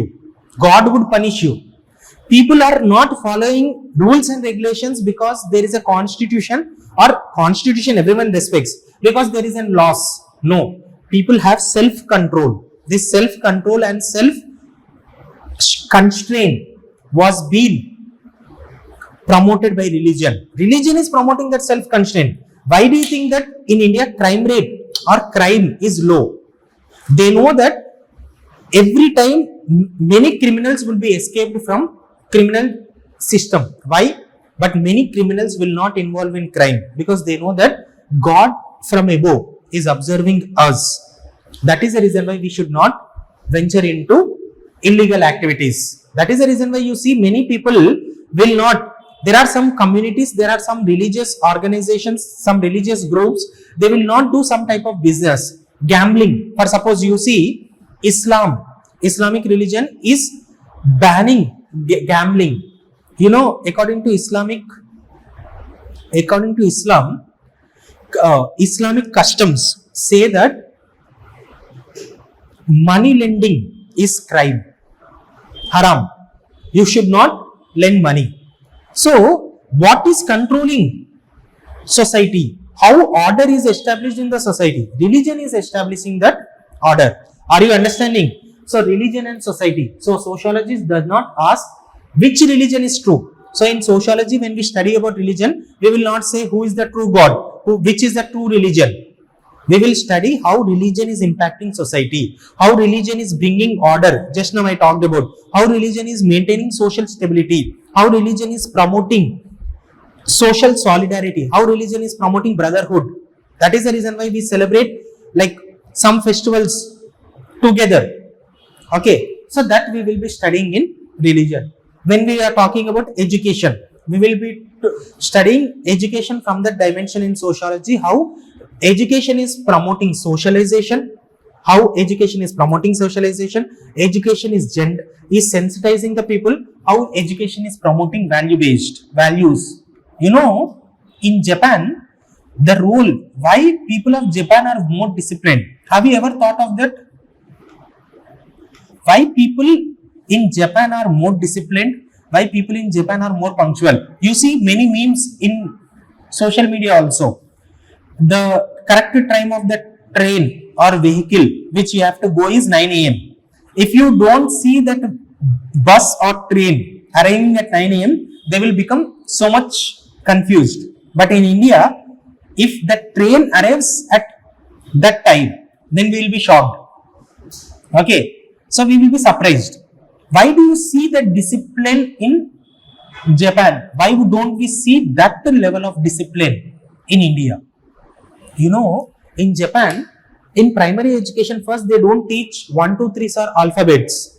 In primary education, what they will be doing is, they will take the children to old age homes. They will take the children to orphanages. They will make children, primary school children, to do social service. Okay, they will teach this. So when morals, values are inculcated in this manner at a very early age, will the people will deviate from that? Okay, so that is how we will be talking about the role of education in shaping the society, how education as a social institution is influencing society. When we are talking about politics is a social institution, how politics is influencing society. When we are talking about religion is a social institution, how religion is influencing society. When we are talking about education as a social institution, how education is influencing society. You understood this point? So this is how we will be looking into these social institutions. Any doubts? So regarding society, does God created the society or society created God? God created the society or society created the God? Sociology doesn't answer this, but sociology, when it looks into this, sociology says that, see, it is not God versus society, it is religion versus society. When you talk about it, religion is shaping society and society is also shaped by religion. Very good question. See, online students, there is a question which is asked by one of your friends. What is the relationship between religion and society? Is religion shaping society or society shaping religion? It is both vice versa. Religion shaped in society. That is the reason why you see Indian society. Don't you see, from the soil of Indian society we see the rise of Hinduism, we see the rise of Buddhism, Jainism, Sikhism, and this religion is in short, in a way, shaping the society. Religion is, if at all we don't have religion, society would not have exist. Society would have become a moral chaos. People would have fought for the land and property. Now you see, when you talk about Israel and Palestine issue, don't you see Israel and Palestine issue? Everyone thinks that it is religious conflict, but actually it is a conflict on property. For the sake of property, people are behaving inhuman. Israel, to an extent, involved in genocide against Palestinians. Even the own people of Israel questioned the behavior of Netanyahu against Palestinians. Now, don't you see how religion is shaping society? Society gave birth to many religions, and religion is also shaping society. Very good. Okay, we will talk this in detail. How religion, society. Very good question. We will, in our optional, there is also the debate with respect to, not only with respect to religion and society, we will have a very interesting debate with respect to religion versus science as well. With the rise of science, would religion be replaced? We will have a discussion. Is the rise of science against religion? Will religion promote rise of science? Answer this question. మీరు ఒక question అడిగారు కదా, నేను ఒక question అడుగుతాను. Okay, what is the relationship you see between religion and science?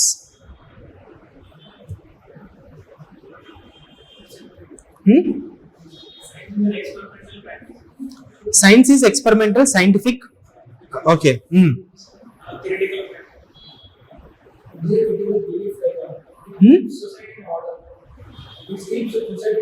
Religion keeps society in order.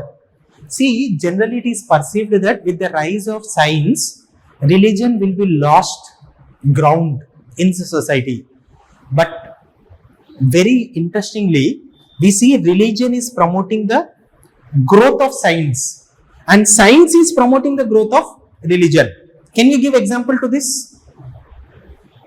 How religion is promoting, online students, I want answer. How religion is promoting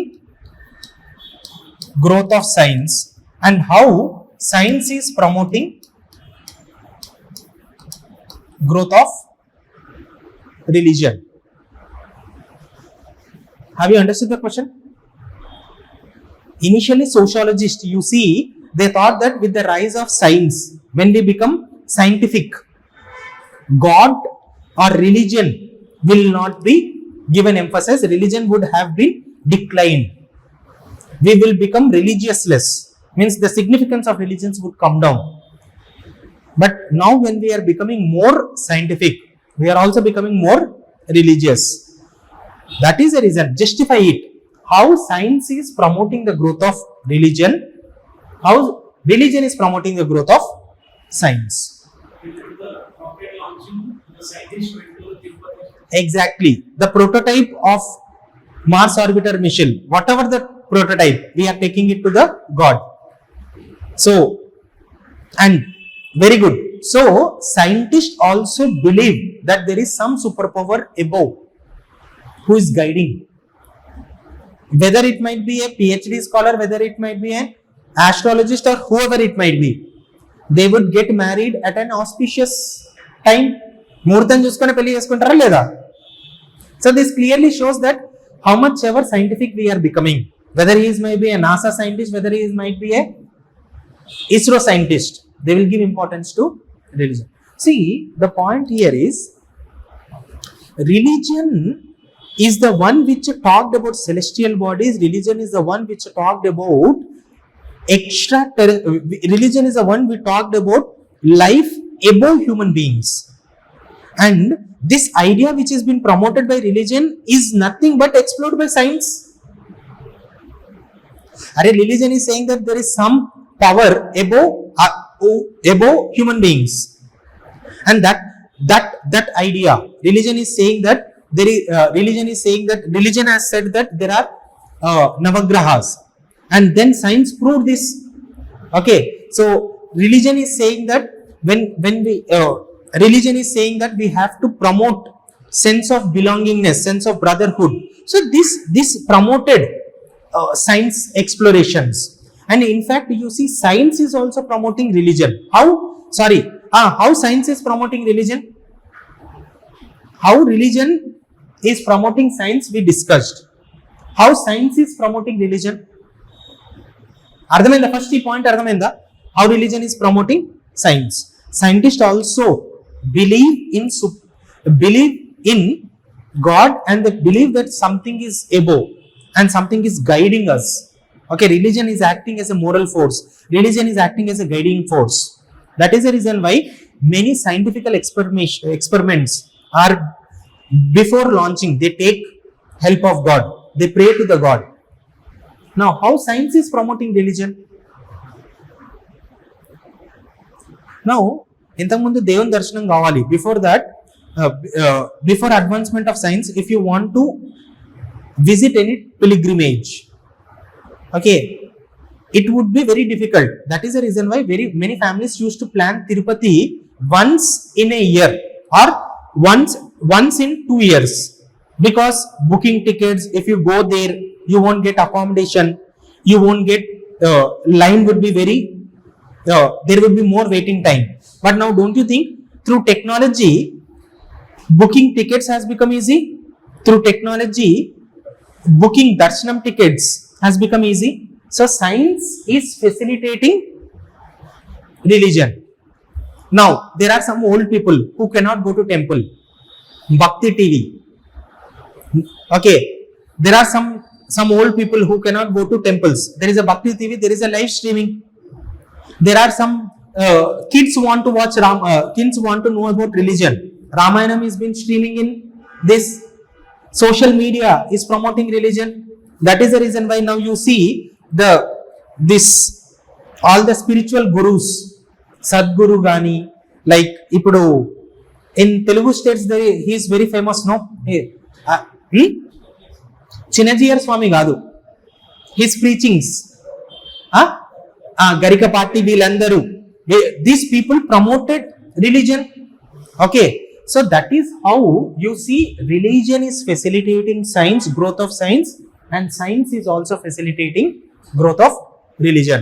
If at all technology did not grow, don't you think everyone thought that with the growth of technology religion will come down? In fact, with the growth of technology, now you see, recently I'll tell you, recently Anant Ambani birthday celebrations were done.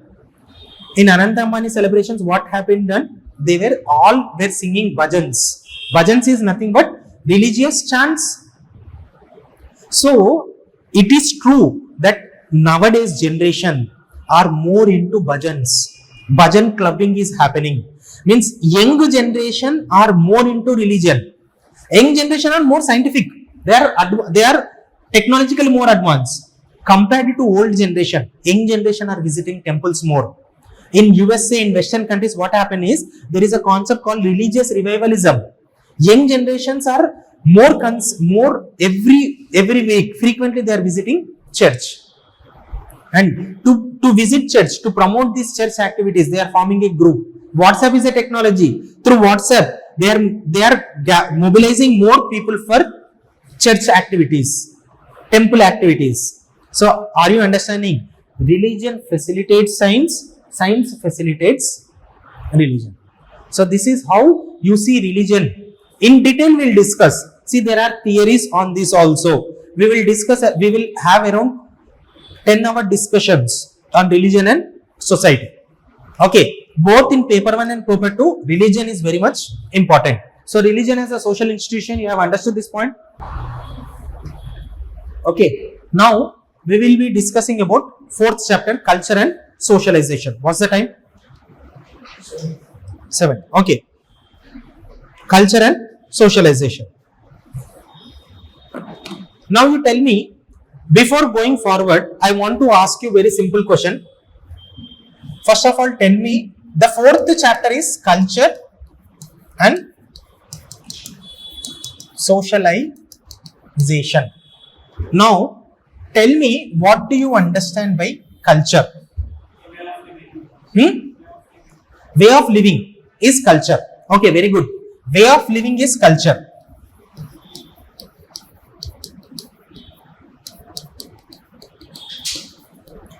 Tell me, what do you understand by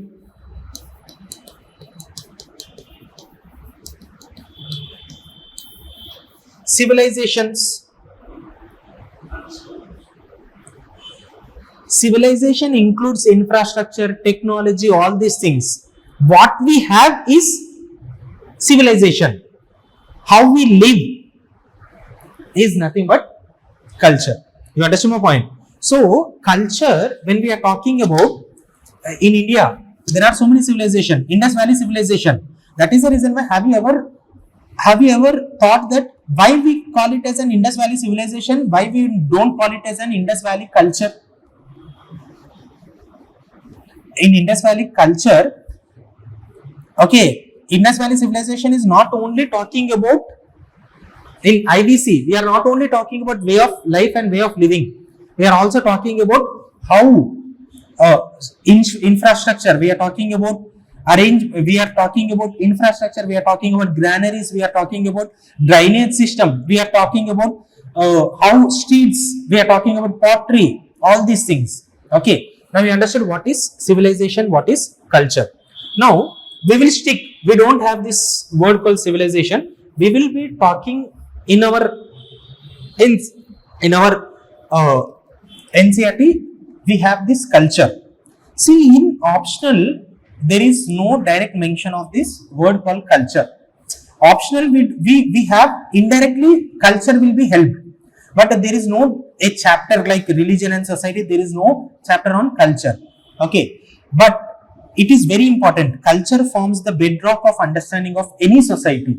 Okay, culture is nothing but let me tell you what is culture. First, I will give you an example and then define culture. Culture is something when you have been away from your home state, you have been to North India. Okay, so after 3 or 4 months, you are coming to your home state. You did not reach your home, but the train crossed the border. You enter into that. You did not reach your home, but the sense of feeling and believing, the feeling, culture is very abstract word. Culture is something you feel, culture is something you believe, culture is something you practice. Culture is that broad word. That is the reason why I said that it is a way of living. Okay, so immediately you don't reach your home, you just enter, then you will feel that culture. Hammaya, our state, we entered into our state. You did not even taste our food. Okay, so culture is that broad term. Culture is something we feel, something we believe, something we practice, something which a set of norms and values is being promoted by culture. Okay, so next in this chapter we will be talking about culture. First, let us discuss about culture, then we will come to socialization. Okay,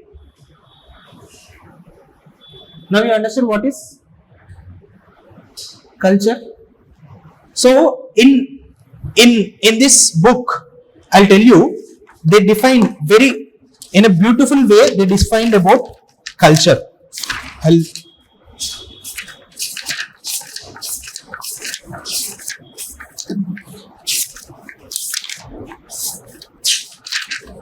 Culture is in the book it is mentioned, in NCERT it is mentioned, culture is way of thinking, culture is way of thinking, feeling and believing.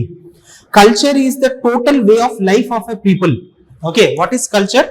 See how well, that is the reason, that is the beauty of this NCERTs. Culture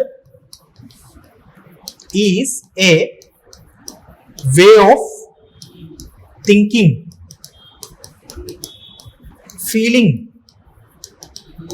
and believing. Culture is the total way of life of a people. Culture is total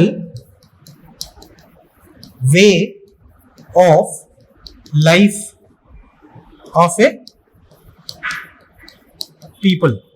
Culture is an abstraction from behavior. Culture is learned behavior. Through culture only you learn behavior. Culture is a storehouse of pooled learning. Through culture you will learn. Okay. Culture is a social legacy the individual acquires from his group. From a group, from a particular culture, you acquire a social legacy. That is the reason why you see, you are the son of this person. How your behavior should be. That is the reason why you see when parents, when someone scolds you, someone tries to correct you, you see from what family you have come and how is your behavior. We did not expect this. So culture is a social legacy the individual acquire from his group. Culture is a set of standardized orientation to recurrent problems. To recurring problems. What should be a proper way to address those? Someone is not behaving properly. Then through culture you will say that this is not Indian culture. You understood my point? Someone will be saying that if he someone is questioning, someone is behaving against Indian culture, we will say no, this is against Indian culture. A standards through which you correct someone. Okay, so this is how beautifully they mentioned about culture. Okay, so and culture has many dimensions. One is cognitive dimension, normative dimension and material dimension. So what is cognitive dimension? Cognitive dimension means cognition is something, thought process. Okay, something which runs in your brain. Cognition means thinking, thought process. So how, don't you think how we think is shaped by culture? How we think is shaped by our culture. See, we respect cow. That is based on our culture. We revere it as a god, sacred. So how we think, how we classify and understand the world is based on our culture.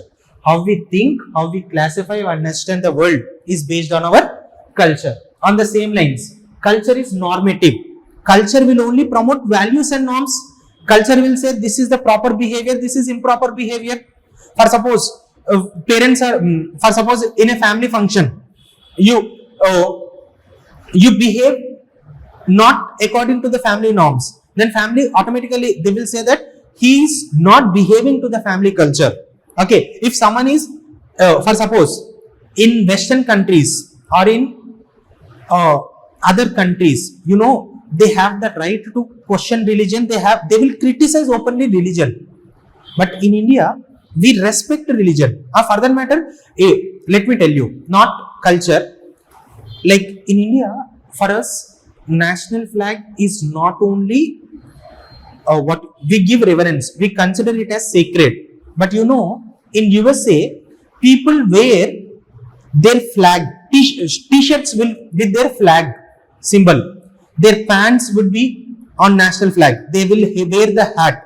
So that is not the norms which we promote. That is their culture. So culture promote values and norms that define right and wrong. Culture will define what is right and wrong. Culture will say what is proper behavior, what is improper behavior. Respecting elders is our culture. Avoiding some marriages. Avoiding some marriages means, you know, there is a concept called incest. So incest means siblings should not get married. Okay, incest means own family, within blood relations, you should not get married. So such a type of norms are there. That is culture. As I said, no, in Sapinda marriages in North India, you cannot marry in the 7 generations. 7 generations means no one can remember 7 generations. But that is our culture. Okay. So culture has so many dimensions. Now first you understand what is culture. Now what are the dimensions of culture? Cognitive dimension. Next you have normative dimensions. Norms means certain norms. Society has given some norms. You should not behave. You should not question elders. You should respect elders. You should treat women with respect. That is norms. So culture is giving. You know, in our society, for that matter, you know, let me give you a very interesting example.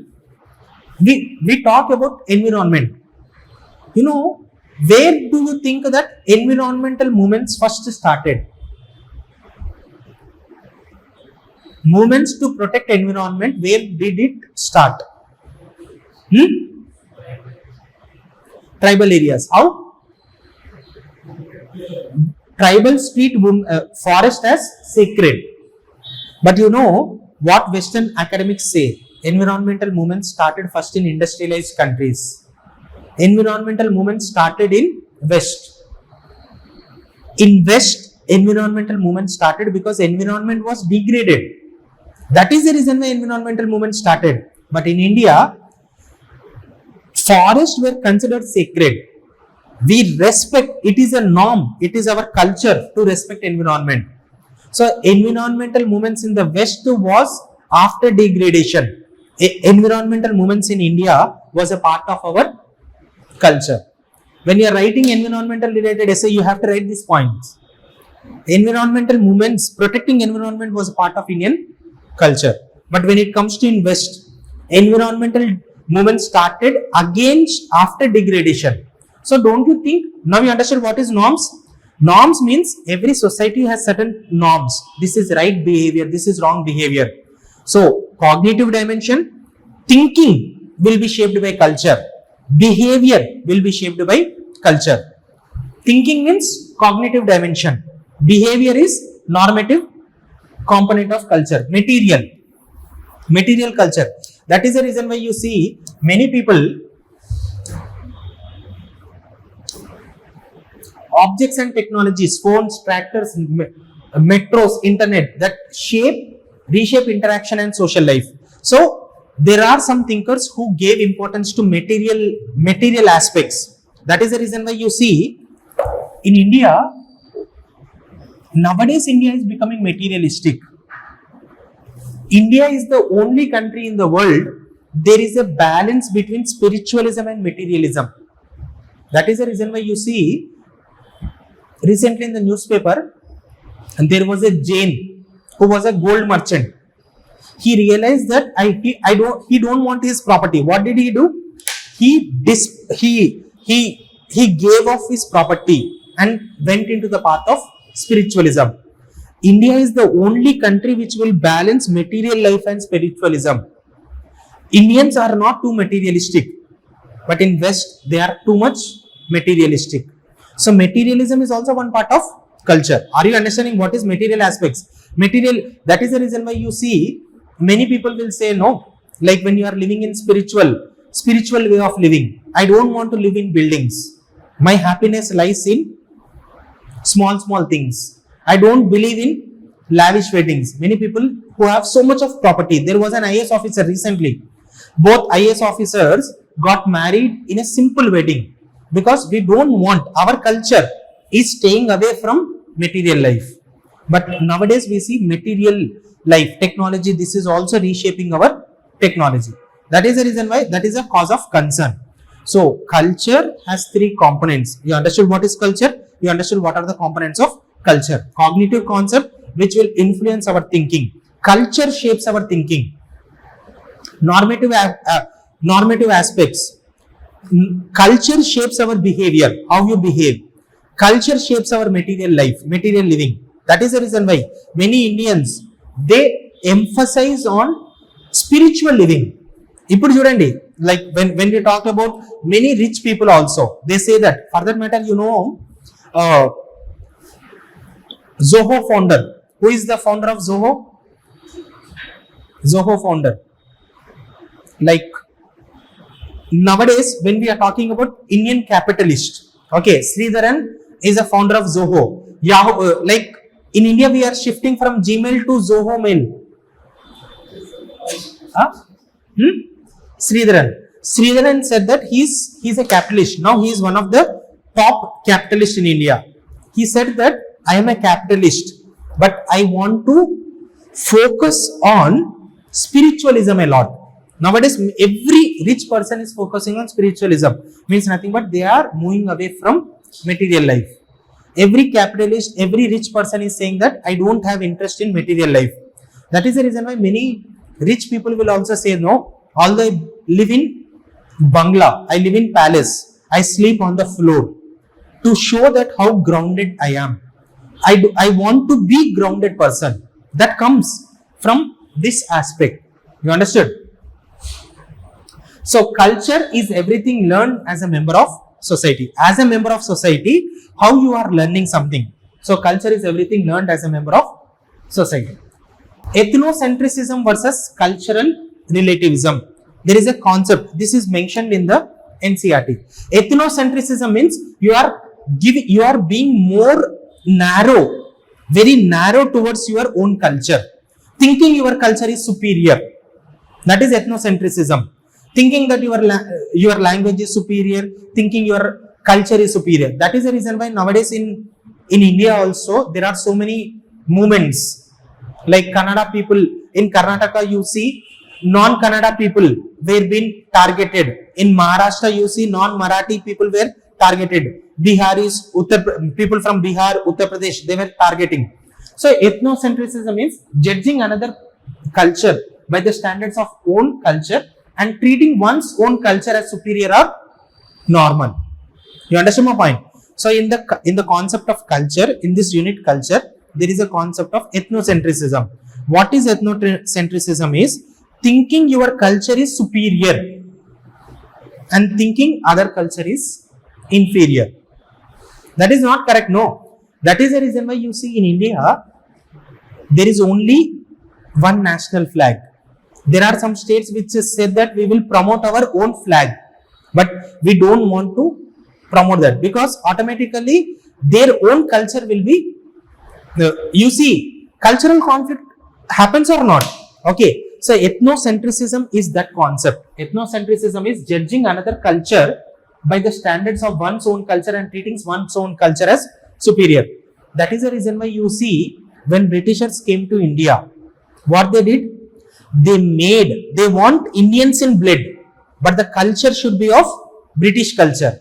That is the reason why you see in India, I talked about westernization. Why westernization promoted? Because Britishers promoted the reference group or reference culture is British culture. Superior culture is British. Now you understand what is ethnocentrism. Europeans promoting European culture as superior culture. That is ethnocentrism. White man's supremacy, you heard. White man's supremacy means who are superior. White men are superior. That is ethnocentrism. That is ethnocentrism. That is the reason why you see Indian in blood and color. They want Indians in blood and color, but English in taste, opinions, morals and intellectual. Means nothing but they don't want to promote Indian culture. They want to promote Western culture. Now this example is clearly explaining you what is ethnocentrism. Ethnocentrism means thinking your culture is superior. Okay. Next, cultural relativism. What do you understand by cultural relativism? Understanding a culture in its own terms before judging it. What is cultural relativism? If you are foreigner, you came to India. If you are attending any cultural segregation, cultural association, you first keep your culture aside. You be neutral and understand that culture. If you are biased towards your culture, you will feel that this culture is not good. Cultural relativism means you for suppose, let me tell you, we are South Indians. If you go to North Indians, you see any marriage. Are, when you will appreciate the marriage of North India? Are, in South India, our marriage institution, the customs of marriage, rituals and rites are different. In North India, it is different. If you are appreciating the marriage of North India, you will enjoy that marriage. If you are judging that marriage, you will be ethnocentrism. When do you accept the diversity of India? When do you appreciate the diversity of India? You appreciate the diversity of India when you promote cultural relativism and you promote cultural tolerance. Cultural pluralism is needed. India is a diverse country. In diverse country, you need to be tolerant towards different cultures. In North India, marriage. Before marriage, there will be barat. In South India, after marriage, there will be a barat. In North India, majorly in marriage, they prefer vegetarian food. In North India, in South India, majorly we prefer non-veg food. In North India, they prefer veg. The attire followed in North India is different. Attire followed in South India is different. When do you appreciate this culture? When you are tolerant. So, for India to promote unity in diversity, to appreciate diversity of India, we should not be ethnocentric. We should be promoting cultural pluralism and cultural relativism. Accept that there are so many cultures. And if you think that your language is superior, now don't you think it will be a threat to India's unity? If you think that Telugu is superior, it will be a threat to India. So, when we are talking about culture, tolerance towards other culture is very much important in the world and in a diverse country like India. Why cultural conflicts is happening is because of ethnocentrism. Okay, so this chapter is talking about culture, ethnocentrism and cultural relativism. So sociology prefers this move because it reduces prejudice and deepens explanation and promotes, you can write this point also, cultural relativism or cultural pluralism.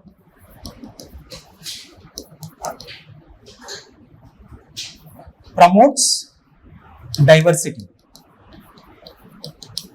Cultural pluralism promotes diversity. Okay. Now, socialization.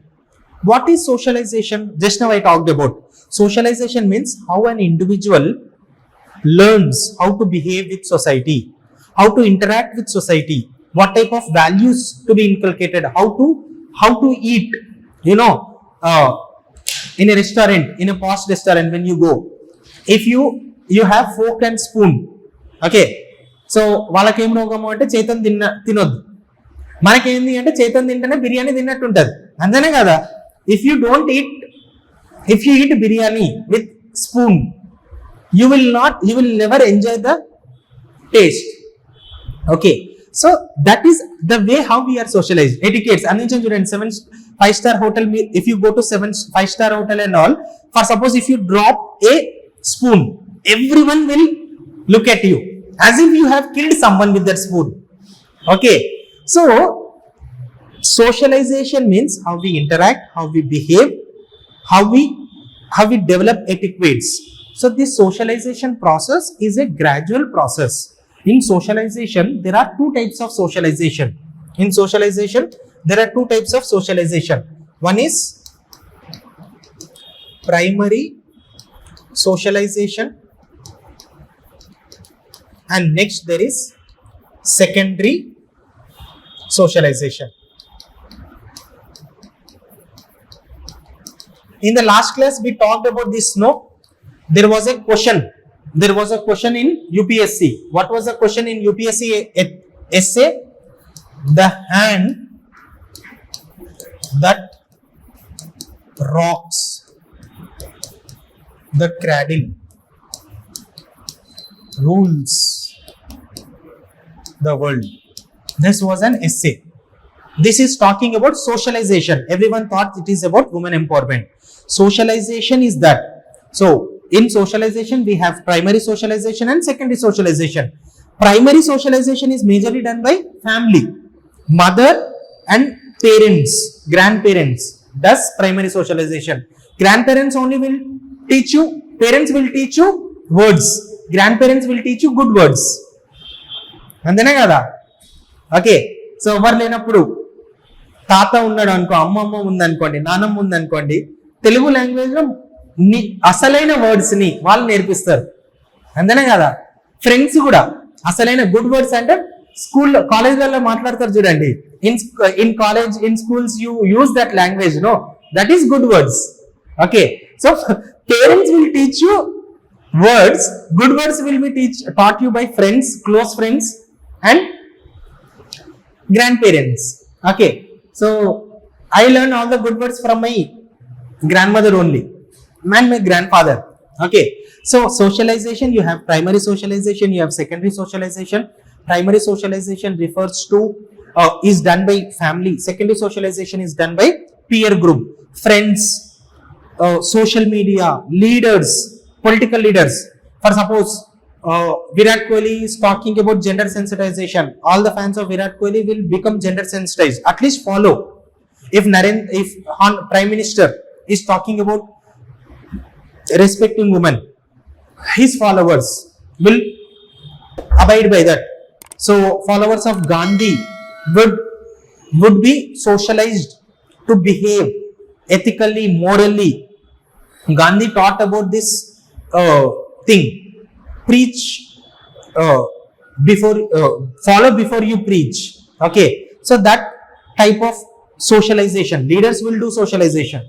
Okay, so socialization is done by family, socialization is done by peer group. Peer group means friends, school. Socialization is also done at school, socialization is also done by social media. You learn many children learn from cartoons. Okay, like in cartoons, if at all the kid is saying that every day morning you have to brush your teeth, otherwise you will catch germs. Okay, so then children will learn from that. ఇప్పుడు నా కొడుకున్నాడు, వాడు cartoon చూసే చెప్తాడు. So cartoon లో చూసాం కదా, morning every day morning you have to brush your teeth. So cartoons is also a means of socialization. Social media, many people through social media they learn. Gen Z protest happened in Nepal. The teenagers in India become aware that if at all government is not working, promoting efficiency, transparency, accountability, teenagers will question. So that is how we see socialization. Because of all these things, self develops through socialization. Every individual is developing through socialization. In individual, we have been developed because of socialization. Socialization is a continuous process. Now also I will be socialized. My socialization process of me is happening now, even now by looking at Sarat sir, okay, our founder. So how he is disciplined, how he is hardworking, how he is passionate towards promoting good quality education. I'll learn from him and I'll implement it. You understand my point? I learn from great leaders how Virat Kohli is disciplined towards his goal, even when he is suffering with high fever, how he is trying to contribute with the limited energy he have. He is trying to contribute to his team. That as an individual, I'll observe that and I'll watch him and learn from him. That is socialization. Socialization is a continuous process. How the development of a self is continuous, socialization is continuous. You understand my point? So family teaches language. Now you can understand this. Okay, this 5th chapter is talking about research methods. You know, let me tell you, when I was preparing for UPSC, when I was preparing for this civil services examination, in the first attempt and second attempt, I left these research methods because the market has created a fear about these research methods. In sociology, research method is a difficult chapter. That is the reason why initially UPSC used to give sociology, you used to get 10 marks with respect to research methods. Surprisingly, in year before this, UPSC asked 40 marks. Once UPSC asked 50 marks with respect to research methods. What happened is, more than anyone, UPSC will be updated. The thought process of aspirants will be clearly grasped by UPSC. UPSC realized that, see, in your optional, in your general studies, you don't have options.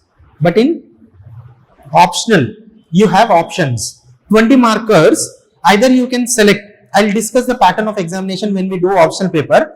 But in optional, you have compulsory questions are there are optional questions. So many students, what they have done is, as research method, they felt that is tough. So what they have done is, they left this research methods. What UPSC have done is, started giving research methods in compulsory questions. So that is the reason why in my previous batches also, I discussed this research method very comprehensively. And I have simplified these research methods to certain extent that you will not even just by listening to my classes, you can understand research methods. And this research methods is very simple. Okay. So don't worry. When you read this, after listening to these classes, if you read that NCERT also, you will understand what are research methods.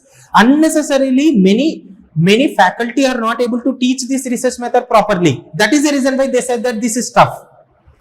But when you teach this properly, this is the easiest topic in our optional. And this is high scoring paper, high scoring area. Now, moving forward, when we are talking about research methods, as I said, initially sociology struggled to emerge as a discipline, establishing itself as a discipline on its own. When sociology was struggling to establish itself as a discipline, and many questioned that how can sociology be a discipline? Our founding fathers, classical sociologists, whether it might be Karl Marx, whether it might be Durkheim, whether it might be Weber, they devised a methods, they devised a theories through which we can study this random society in a scientific manner. How can you study the society in a scientific? How can you observe society scientifically? How can you do scientific investigation to this society? That is what is nothing but research methods. You understand my point? Through research methods, we are studying society scientifically. Scientifically is, what is this scientifically? That is nothing but through research methods. What are these research methods? Broadly, research methods will be quantitative research method and qualitative research method. Quantitative and qualitative. As I said, science, if at all I say one discipline is scientific, when can we say it is scientific? If you achieve objectivity. What is objectivity? Simply, objectivity means if you do the research in India, the outcome should be same. If you do the research in any other country, the outcome will be same. If you do the research in South India, if you take one element, that element is acid. If you do the test in India, that should be acid. If you do the test in any other place, that should be acid. That is objectivity. So, in any scientific discipline, objectivity is very much important. So, in research method, sociology is one discipline which proved it as a science because we achieved objectivity. As I said, positivists emphasized on objectivity in sociology. How they have emphasized? They said that suicide is a social phenomena which is present all over the world. You see the phenomena of suicide in India, you see the phenomena of suicide in Japan, you see the phenomena of suicide in South Korea, you see the phenomena of suicide in all over the world. So, a social phenomena is present all over the world. That is objectivity. Marriage is a social institution which is present in India. It is present all over the world. Okay. So, founding fathers, especially like Auguste Comte and Durkheim, devised that research methods. Through these research methods, we could successfully achieve objectivity. That is the reason why through these research methods, sociology established itself as a science, particularly as a natural science. When we are doing sociological investigation or when we are doing any scientific investigation, objectivity is the core factor. So, in this chapter of doing sociology, we give emphasis to concept of objectivity. Objectivity means complete objectivity is difficult. As I said, no, positivists said that complete objectivity is achievable, but non-positivists said that complete objectivity is not achievable. So positivism and non-positivism talked about this concept of achieving objectivity in sociology, not able to achieve objectivity in sociology. Positivists said that yes, we can achieve complete objectivity in sociology. Non-positivists said that we cannot achieve complete objectivity. Why positivists said that they can achieve complete objectivity in sociology? Because positivists emphasized on society. Non-positivists emphasized on social action, individual actions. Okay. In research methods, as I said, no, there are some tools. One is quantitative tools and qualitative tools. Quantitative tools means like data collection, questionnaire. For suppose, if at all I want to promote my product, I want to promote a product, I will ask you question. More, what is that? For suppose, I want to promote a product of pen. I'll give a question. When you are purchasing a pen, I'll ask a questionnaire.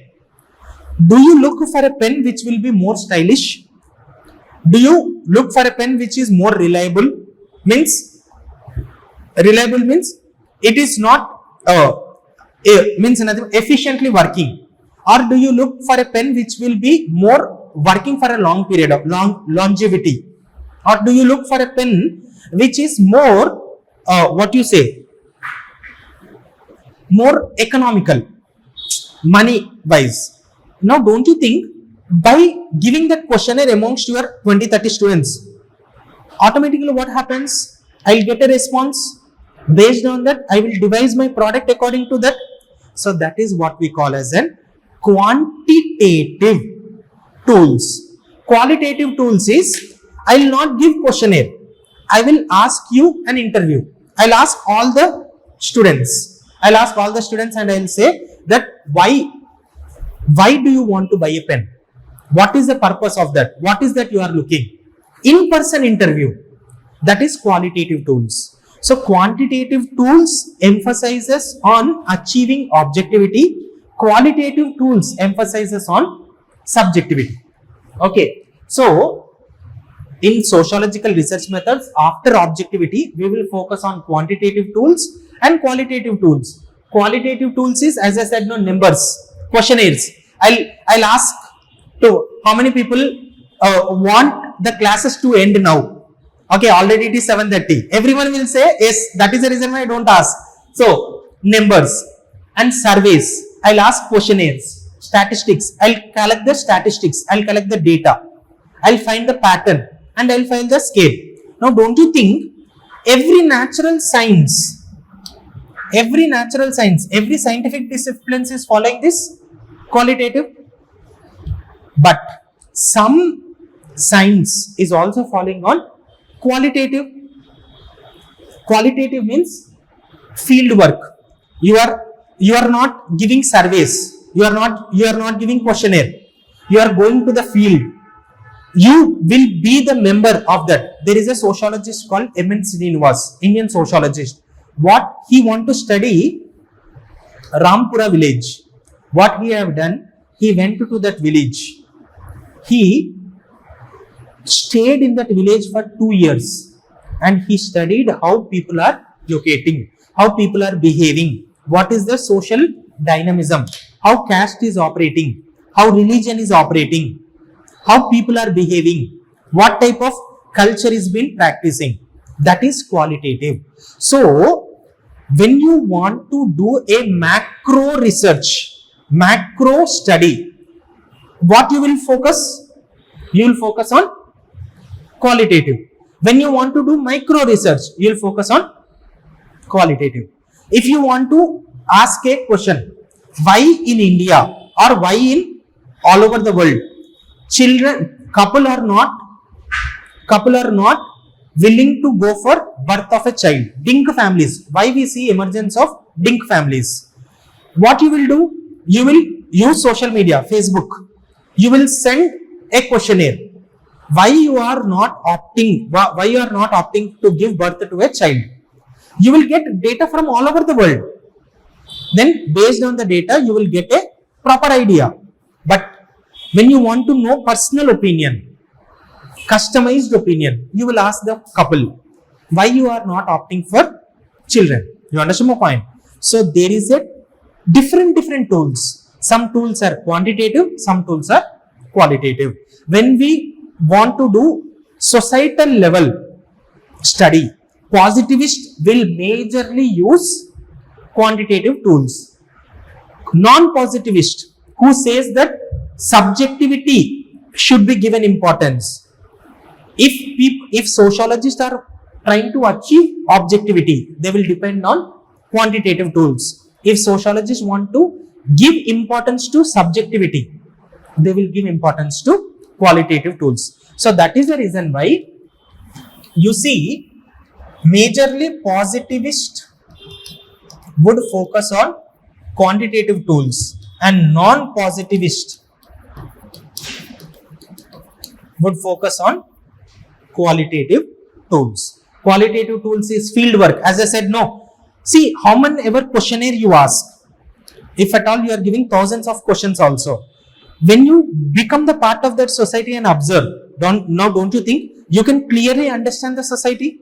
So that is what is qualitative. But you cannot do field work on all the societies. Okay. So that is the reason why we use different tools. Now you understood? Research methods are the tools through which you study society. There are some qualitative tools, there are some quantitative tools. Quantitative tools are used majorly for macro study. Positivist majorly depends on quantitative tools. Positivist also depends on qualitative, some tools. Non-positivist majorly depends on qualitative tools. They also depend on quantitative tools. Okay. Triangulation means sometimes, as I said, no, positivists depend on both quantitative and qualitative. Sometimes there will be some limitations to quantitative tools, because you see, whenever you go to a mall, someone will give you a research questionnaire. You won't even look at the questions. You will say yes, yes, yes. So, correct data gathering will not happen. Correct data gathering will happen through interview. So, triangulation means nothing but a good sociologist will use both qualitative tools and quantitative tools. That is what we call as an triangulation. Triangulation is using both quantitative and qualitative. Simple? Okay, no need to worry. We will discuss these research methods in detail in optional. Just I am giving you a essence. As I said, no, this is basics only, but we will discuss in detail in our optional. So quantitative tools, qualitative tools. Quantitative tools are used to study macro studies. Qualitative tools are used to study micro studies. Positivists will emphasize on quantitative, non-positives will emphasize on qualitative. And triangulation is nothing but mixing of both quantitative and qualitative tools. Now, field work and surveys. As I said, no, field work means nothing but a person will go live in that village and study. That is what we call as a field study. Field study, now also you know, if you want to understand, for that matter, you know, IAS officers, after selecting, they will be taking to Bharat Darshan. They will show all over the India. They will also assign a field work. For 2 months, you have to be in one district. Go and meet with the people. Go and visit schools. Go and visit hospitals. Go and visit what you say, public places, go and visit markets. That is what is field work. So in field work, there is a concept called participant observation method. What is participant observation method? One of the method of field work. Participant means who is doing the research will go and become a part of the society which have to be studied, become a part of the society which he have to study, and he will study that society. That is what we call as a participant observation method. You understood what is participant observation method? Participant observation method means he will become the part of the society and study it. And surveys, as I said, no, surveys means questionnaire. Census is one survey. Okay. So that we will discuss. So when you are talking about participant observation method, don't you think when you are becoming a part of that society and studying that, you will get the depth of the society? You will understand the high proper dynamics which is there in the society. But when you want to just don't understand the depth of the problem, you just want to understand the problem, you will give a questionnaire, you will do a survey. If for suppose if you want to see that people are happy with the government, this policy or not, what you will do? You will give a questionnaire. Is this policy good or bad? If many people said that this is bad, then you will understand the thing. If you want to understand why policy is bad, you have to do participant observation. You have to go interview, you have to ask, what is the problem with this policy? Where this policy is been failing? What are the problems with this policy? You understand my point? So that is what is participant observation and surveys. So these are the simple research methods we use. Every subject uses them. Pie charts we use, data, statistics we use, data will be gathered, data will be analyzed. That is what. Okay. So this, see, I gave an example of cricket in India. Till now, what we have studied, those concepts have been used to look into cricket in a different perspective. Please go through this chart. You will understand. When I was talking about cricket in India, don't you think we talked about social stratification? Don't you think, like, when we are talking about cricket, most of the urban person will find a place in cricket team? How many from rural background, how many cricketers you see representing India? Don't you see in the game of cricket a concept of social stratification? From elite clubs to IPL mobility means nothing but people who are playing for Bombay, who are playing for this. In cricket, have you ever seen rural background, people from rural background representing India? If at all that happens, that will be very rare. So, life's chances is defining, is emphasizing whether you get a position in a cricket team or not. I'll give you another example. Have you ever seen the beauty pageant contest? Beauty pageants, Miss World, Miss India. Rahul Gandhi has recently emphasized that Dalit person till now, tribes still now never became a Miss India or Miss World. Dalit population is more, tribal population is more. Aren't you see beautiful women in them? Aren't you see not only beautiful, Miss India, Miss World means you see smartness, you see confidence. Why people from lower sections are not becoming Miss India, Miss World? Means nothing but their life chances are poor. So can you not just study social stratification? Can you not look at the concept of social stratification through the game of cricket? Sociological imagination. A boy dreaming of cricket is also shaped by media, aspirations and mobility. If you want to become cricketer, if you don't get social media exposure, then you cannot become a good cricketer. You should get a good support.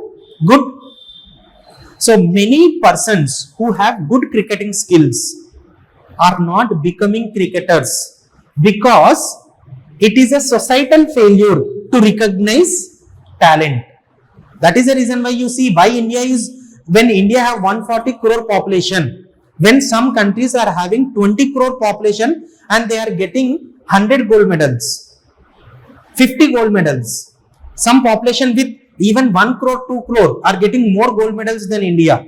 Why we are not able to get gold medals? Because we are society, India as a society is failing to recognize the talent. It is not personal failure, it is public failure.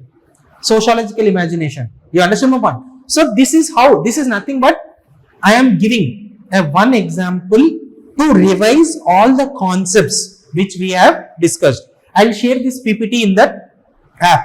You can download that, you can go through that.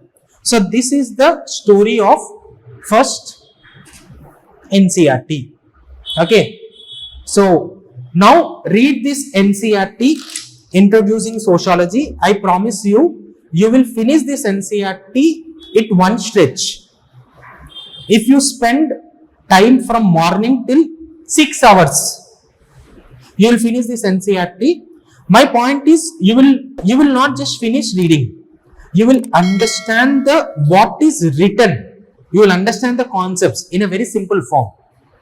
Before attending these classes, you read this NCERT, you would not be able to appreciate. But after attending this these classes, you will able to appreciate what is written in this NCERT.